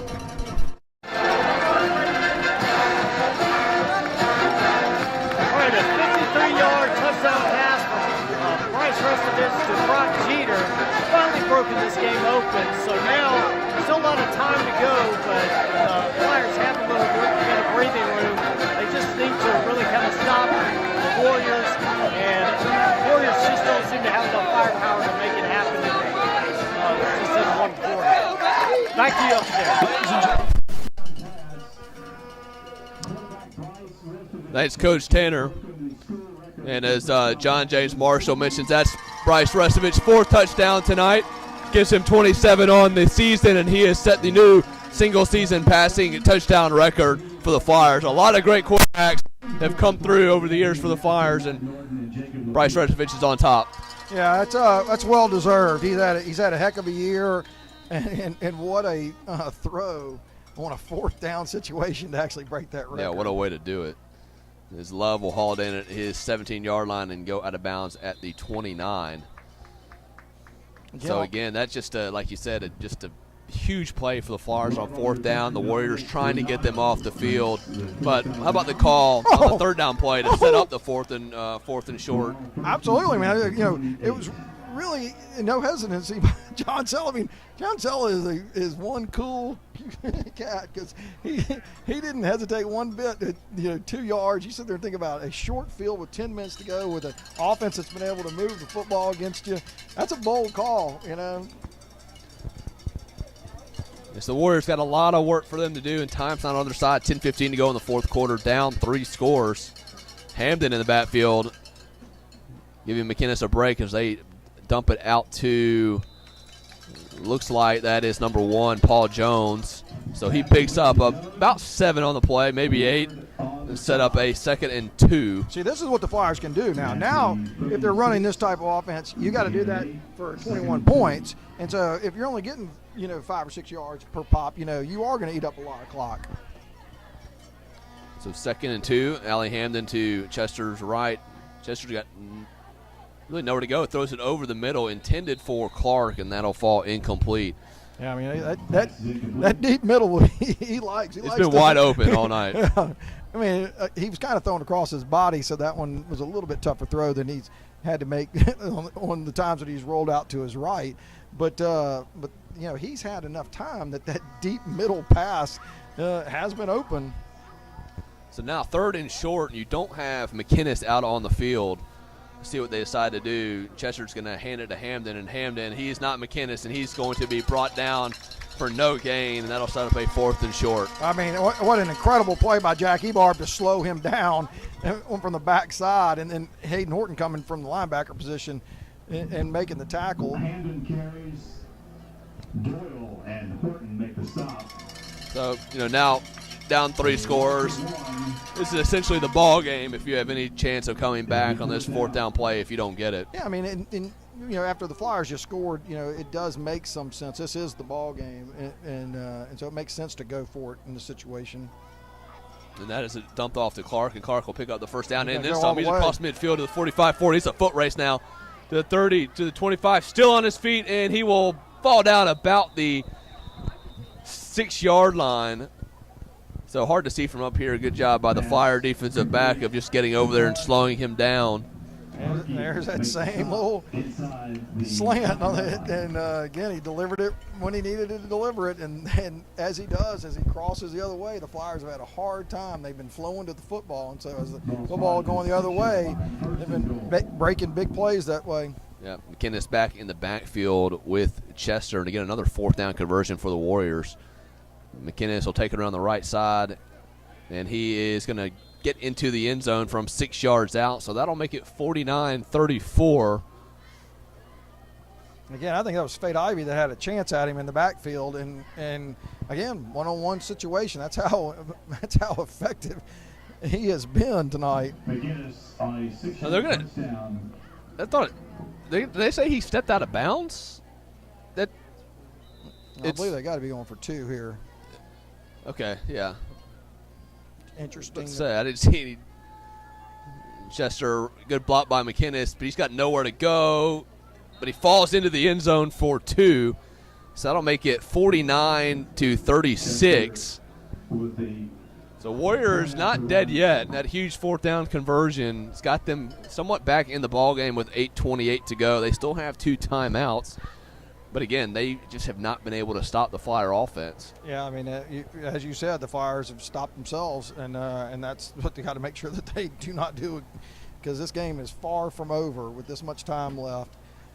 Right there, it's kind of a curious thing that you're going for 2 down 21. So I don't know what they were I'm not sure what the book says. What the book says on that one, but it's got to be frustrating for the Flyer defense right there. They locked him up. They had 3 or 4 defenders sitting at, the 2-yard line, and he just falls forward into the end zone. So the Flyers, looks like they've got a version of the hands team out there. Yeah, Coach Mitchell is calling for them to all come up because they are in a obvious onside formation on the kickoff coverage.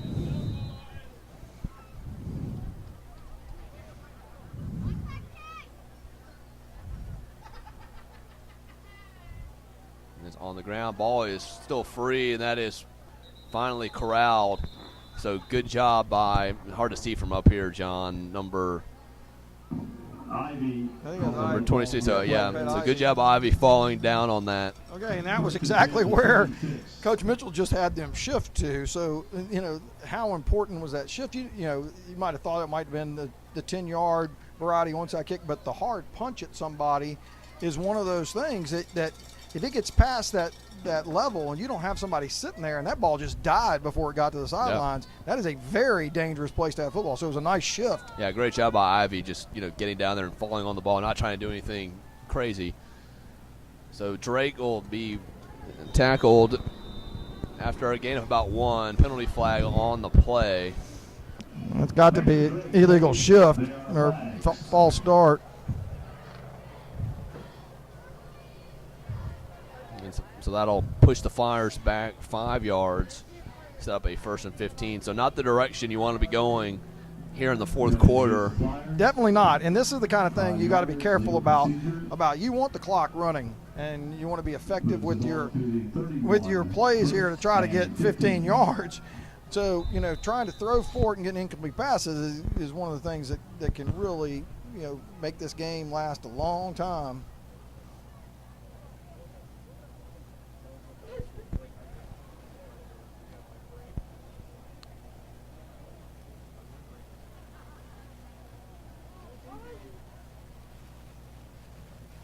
And Coach Stella is going to burn a timeout. We'll take a quick timeout with them. 8:20 to go in the 4th. Flyers up 49-36. You're watching Flyer football on LCP TV. Passing the competition by leaps and bounds. The team of world-class specialists at Christus Orthopedics and Sports Medicine Institute are experts in caring for bones, joints, and muscles. In addition to treatment, they also provide special programs designed to keep you in optimal shape and improve athletic performance. So whether you're a student athlete or a weekend warrior, they'll keep you at the top of your game. Christus Orthopedics and Sports Medicine Institute, taking orthopedic care a step further. How does your bank define local? At Home Federal, it means being here in Shreveport and Bossier since the doors opened in 1924. It means surviving and thriving alongside our customers through the good times and the bad. Since our beginning, Home Federal has been... So back after the timeout, 1st and 15 for the Flyers. Quick slant over the middle, and that is intended for Brewer, but a flag comes in. Kind of a late flag. Yeah, I think that was definitely PI. Yeah. I mean, he got there early, and so I believe that I believe the sideline judge had the clearest view and saw that he got there early. So pass interference against the Warriors will move the ball up, instead of a 1st and 10 now, instead of a 1st and 15.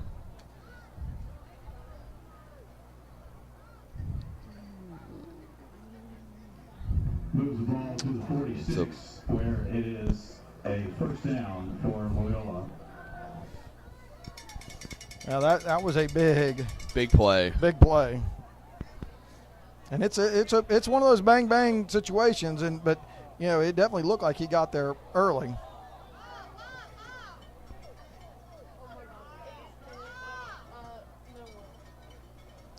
So ball out to the 46 of the Flyers, 1st and 10 after the pass interference penalty. Would love to see the final tally of penalty and penalty yardage after this game.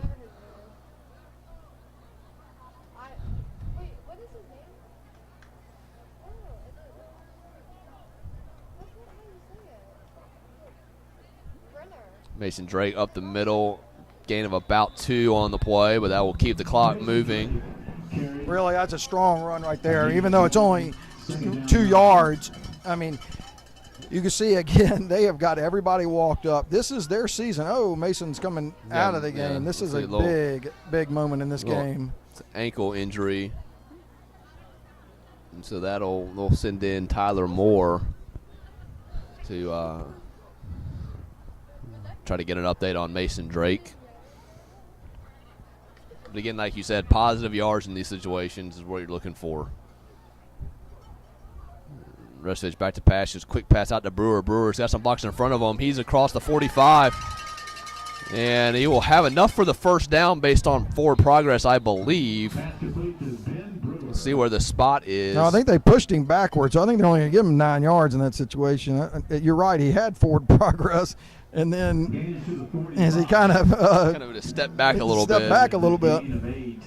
So that sets up a 3rd and very short. And again, Tyler Moore in for Mason Drake. Let's see what Coach Sella draws up here.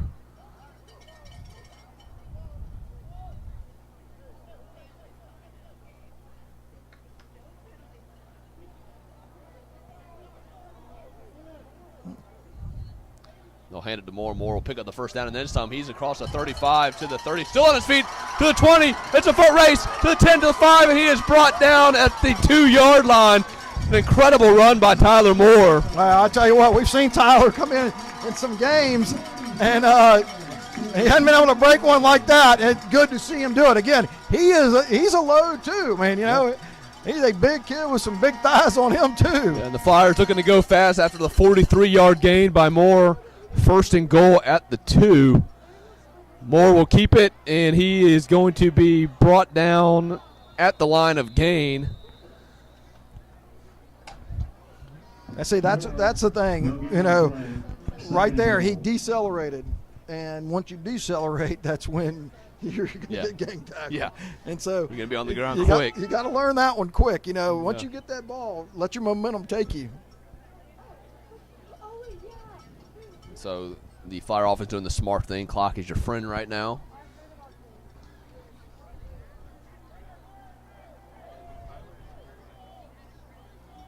Restovich, quick slant over the middle, and that is hauled in for another touchdown. Ben Brewer, have yourself a night. I really like the call. I mean, Ben Brewer has been able to beat that man in that slot a number of times. And again, once you beat him, the ball needs to be delivered right then. And he put it right on the numbers. I believe that's his 4th touchdown of the night. That makes it 55-36. Lorette in to tip the extra point. Good hold by Mitchell. He knocks it through, and the Flyers extend the lead back to 20 with 6:24. And we will send it down to Coach Kyle Tanner on the sidelines. Coach Tanner. All right, Mason Drake looked like he hurt his ankle, came out of the game, but Tyler Moore able to go in, get a 44-yard run to get the Flyers down to the 2-yard line, and they're able to get a nice pass into Ben Brewer again for his 4th touchdown of the game. The Flyers extend the lead back out to 20. We keep going back and forth. If they can just kind of slow down, the Warriors, the record for most touchdown catches in a game. Should be able to start Not looking forward at least. Ben Brewer just set the record.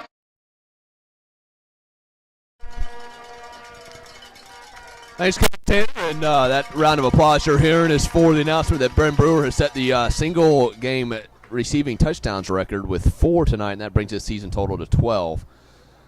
And a short kick again for the Flyers is brought in by number 32, Ja'Cory Abdullah. Good to see him back on the field. He's the one that got injured earlier in the 3rd quarter, and that's where the Warriors will take over. We talked earlier about we've had a lot of plays in this game, a lot of pretty big plays, but we talked about Grant Salmon's sack on that 4th down situation. That was a big play. Tyler Moore's run right there is going to be one of them. I mean, that to come in as a backup and in that kind of pressure situation, it is really important that play is not overlooked in this game. And McInnes with a 6-yard carry out to the 45-yard line. And a wicked little stiff arm. Not so much as a stiff arm, but kind of a swing. You better be careful there. There's going to be another 15-yard penalty tacked on to the Warriors' tally tonight. I hope not, because he's had a heck of a game tonight. He has been. He's been fun to watch. Been fun to watch. And McInnes will make a move there.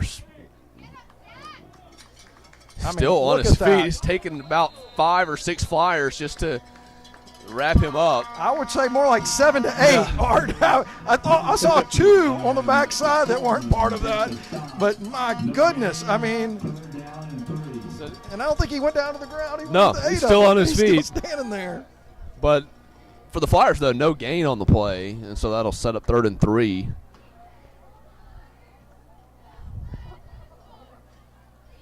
They'll hand it to McInnes again, and McInnes around the right side. Still on his feet, and he's going to step out of bounds. We'll see where they give him the spot, and it looks like they're going to give him enough for the 1st down. I believe that was Fade Ivy again that had a good chance at him in the backfield. And poor Fade Ivy is going to be waking up in the middle of the night going, I had him. Well, there's going to be a lot of Flyers waking up in the middle of the night just sore from that's true too. Trying to bring him down all night. Chester back to pass. Going to go over the middle again. That is intended for Clark, but short again. Flyer defense, a much better job of guarding the middle of the field there. Oh, I mean, what an outstanding job by Jackie Barber. He beat the lineman, came up and got a hand on the quarterback as he's making that throw. And that is just a single individual effort right there, and that's what caused that pass to be off. It's those little things in a game. It's going to show itself on film, but he caused that play to be an errant pass. 2nd and 10. Chester over the middle. That's going to be intercepted. He threw it right to number 21 for the Flyers. Still on his feet. He'll be brought down flat penalty flags. But Connor Doyle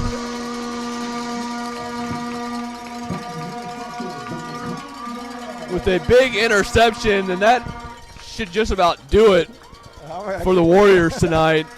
Carter, I think, had tried to tackle so many times and not gone down that he just said, fine, I'm going to do the same thing. You only keep hitting me. I'm going to keep standing up and keep going. Yeah. So they're going to get a face mask penalty against the Warriors, so that'll move it even closer. So the Flyers have a chance to put 60 on the board with 5:13 to go in the fourth quarter.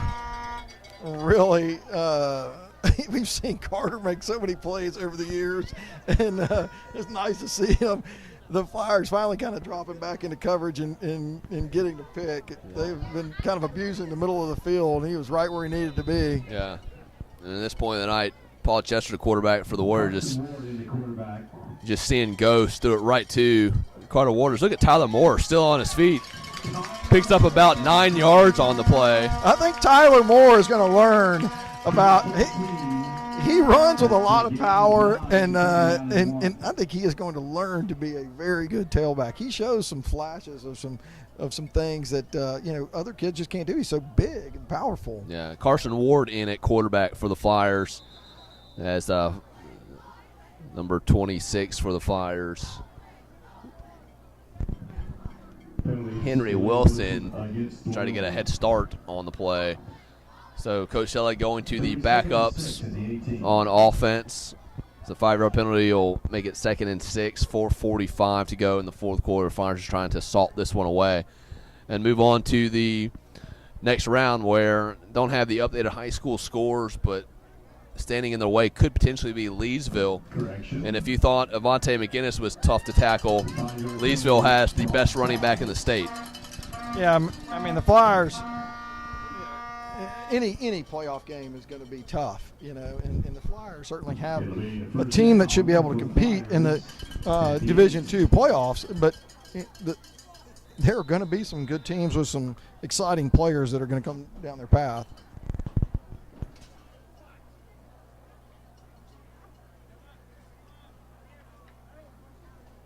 Yeah, they'll be Xavier Ford, 5'11", 190 pounds, considered one of the best running backs in the school's history. As Tyler Moore is still on his feet, he'll be brought down about the 2-yard line. As he is Xavier Ford for Leesville is looking to break the school record held by Cecil Collins, who ran for almost 8,000 yards. My goodness. At Leesville High. You remember Cecil Collins? I do the indeed. Diesel. The Diesel. And Jake Black and Ben Brewer both coming out of the game. What a night for those two guys. Yeah. Jake Black, just his returns on special teams were huge for the Flyers, setting up the offense in great field position. And Ben Brewer, 4 touchdowns receiving on the night, breaking his school record. It's a great night for the Flyers offense.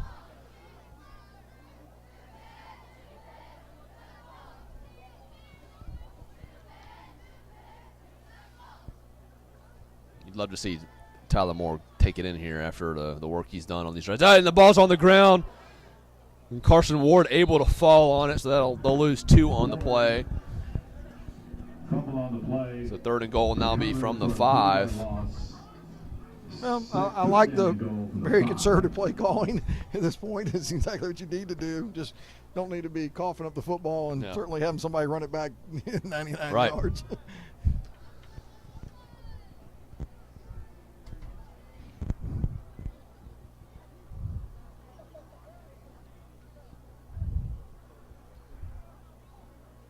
Moore will take the handoff, and he will still on his feet. He's going to break the tackle, dives towards the goal line.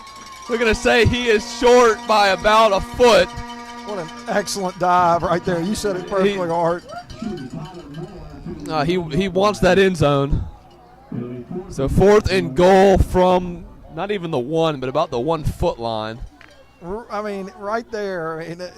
We've seen him make exceptional runs, but right there, you could tell he wanted that so badly, and that's the way you do things. You dive forward, let that momentum take you.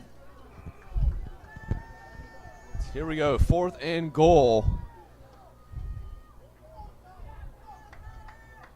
They hand it to Tyler Moore, and he is going to dive towards the end zone. They give it to him. He takes it in for 6, and the Flyers are over the 60-point mark. 62-36, and it looks like they're going to send in number 36, Cooper Varnador. I think I said that right. Cooper That's it. Varnador It is Cooper Varnador. Yep. Attempt the extra point for the Flyers. Well, good. I mean, Cooper came in and did a good job in Evan Loret's absence, and so it's really nice that he kind of got the jitters out in the last game. So it's good that he shouldn't have those jitters in this game. So Alex Mitchell to hold. Good snap by Salmons. Varnador knocks it up, and he knocks it through, and that makes it 63-36. We're not going to send it down to Coach Kyle Tanner because he is up here in the booth with us. Coach Tanner, I liked what he said about the third quarter. That might have been the longest third quarter in Flyer football history. I understand it was about an hour and a half, official timing on that. Now, I think a lot of records have been set tonight for playoff games here at Loyola. We're always proud to get some records. Longest third quarter, got to be. I would think that. Most personal fouls, definitely. I think combined, most coaches ejected. So I think, there's a lot of things going down in the record books tonight. Well, thanks, Coach Tanner, for all that you do, allowing us to bring Flyer football on LCP TV. Great job on the sideline reporting tonight. I think I might have lost my job. We'll talk about that in the offseason. We'll see if I'm invited back next season. But also great job that you're doing on the LCPT investigative journalism reporting into Ben Schonfarber. Some questionable findings in that report as the ball is kicked into the end zone for a touchback. Great job by Evan Lorette. And so the basketball season is probably a good distraction for Coach Schonfarber as this investigation continues. Well, I think Coach Schonfarber, he's always, athletic director. You're always getting and fielding a lot of questions. And I think, here at Loyola, you want everything to be on the up and up, and I think that's something that we strive to do. And at LCP TV, we're always making sure that everything's taken care of in the right way. So, I think you're being part of that. You understand what goes into it, the integrity and the pride that we have in what we do. Yeah, absolutely. It's fair and really hard-nosed investigative journalism, and we hope to have that report finalized before the end of the year. So stay tuned to LCP TV in the investigation into athletic director and boys basketball coach Ben Schonfarber. So incomplete pass on 1st and 10 as we have about 2 minutes to go here in the fourth quarter. Been a fun night of football. Flyer offense just has not been able to be stopped. And really just the turnovers have cost them the most tonight. And so I know Coach Stella will be happy with a lot of things on film as they get ready to go on the road to face one of the best teams in the state in Leesville. Well, it's that's completed to Clark. The score looks big, but even at the 8-minute mark in the fourth quarter, we were talking about, that this game was far from over. Oh, yeah. And so, Warriors had multiple opportunities to make it a one-score game, but, Flyers defense came up big. Obviously, it was aided by some personal foul penalties against the Warriors, but, nothing for the Warriors to hang their heads about tonight as they came in with a very good game plan, and they really have executed it well tonight. But months to go, first-year head coach, I think he's doing a very good job with this program. As McKinnon's still running. Yes, and he's going to keep still running. going. He's going to keep running. Joshua Lafitte's going to try to bring him down. Brought down at the Flyers' 37-yard line. I was just about to say that all the backups are about to meet him and have kind of the same experience that the starters were having. For those backups, I think it's easy. They're getting a good dose of what the Flyers starting defense dealt with for 3 3/4 quarters. But Joshua Lafitte, again, an outstanding job of not giving up and kind of rode him about 10 yards to finally bring him down. Chester's going to take a deep shot down the field, and that is going to be incomplete, intended for Paul Jones. So, Coach Tanner, basketball season starting soon. What's the schedule look like for the Lady Flyers? Well, definitely a tough opener. We go BTW on Tuesday, and then OCS will come to Loyola on Thursday. So, you want to really test them out early, and then we'll get that this week. We're thankful for all that you're doing for Lady Flyers basketball, back coaching. Speaking of records, not only tonight, but probably the only coach in North Louisiana history to come out of retirement 4 times. Yeah, I think that goes to what we try to do here at Loyola, set records wherever we can, and the retirement thing is one of those things I'm proud of, and I'd like to announce my retirement again tonight. Just what a night Flyer football is. Chester completes a touchdown pass to Asmar Clark, 37-yard touchdown pass. Clark's had a huge night tonight for the Warriors, and so that'll take the score to 63-42. But breaking news on LCP TV tonight, Coach Kyle Tanner, and now, this is not effective immediately, though. This is at the end of the season. Well, no, it was effective immediately, but I will be coming back tomorrow for the Jamborees. Okay, so just so one-day retirement. Yeah, I had some thoughts on that. I think it's time for me to make a comeback, so I feel good about that right now. So, again, setting records, coming out of retirement for the 5th time. Yeah, we better hope this morning. game doesn't go to overtime because we've already set enough records tonight. We need this game to end. Yeah. That one's, just added to our laundry list of things. Yeah. 63-44, 46 seconds to go as we are approaching 10 o'clock. So, again, stay tuned for your late local news, followed by Nightline Murder, She Wrote, which will be joined in progress. Then Nash Bridges, following LCP TV, except, of course, on the West Coast. I think we've gone through the late show. Now we're to the late show at this point. Yeah.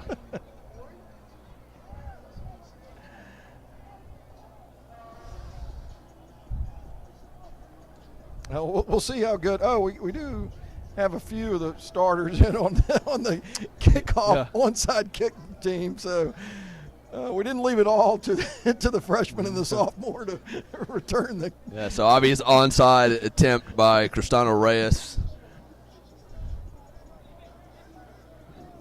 Flyers hands team doing a good job communicating here, making sure they're in position to recover the onside kick.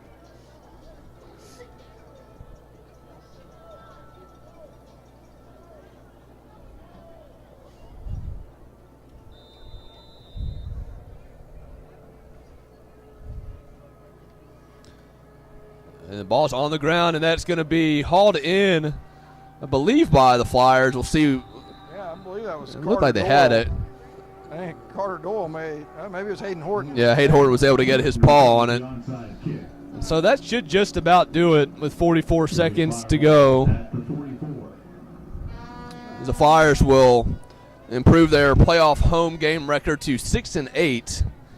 Again, as we mentioned on the broadcast, this is the 44th playoff appearance for the Flyers, their 12th straight, and it will continue a week. So we talked about the Flyers having 4 12-minute quarters to go. They've earned the right to play 4 more 12-minute quarters next week, perceivably against Leesville. Yeah, this game, what you need to, as a coach, to kind of find out who your players, what your team's made of, and how your players kind of react to things. Things didn't necessarily go the way you wanted them to go starting out in this game. That's a good thing.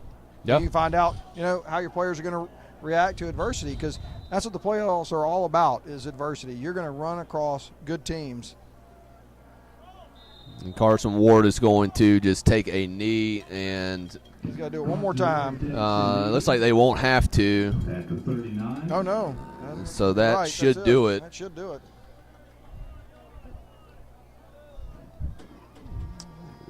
And so, John, any final thoughts?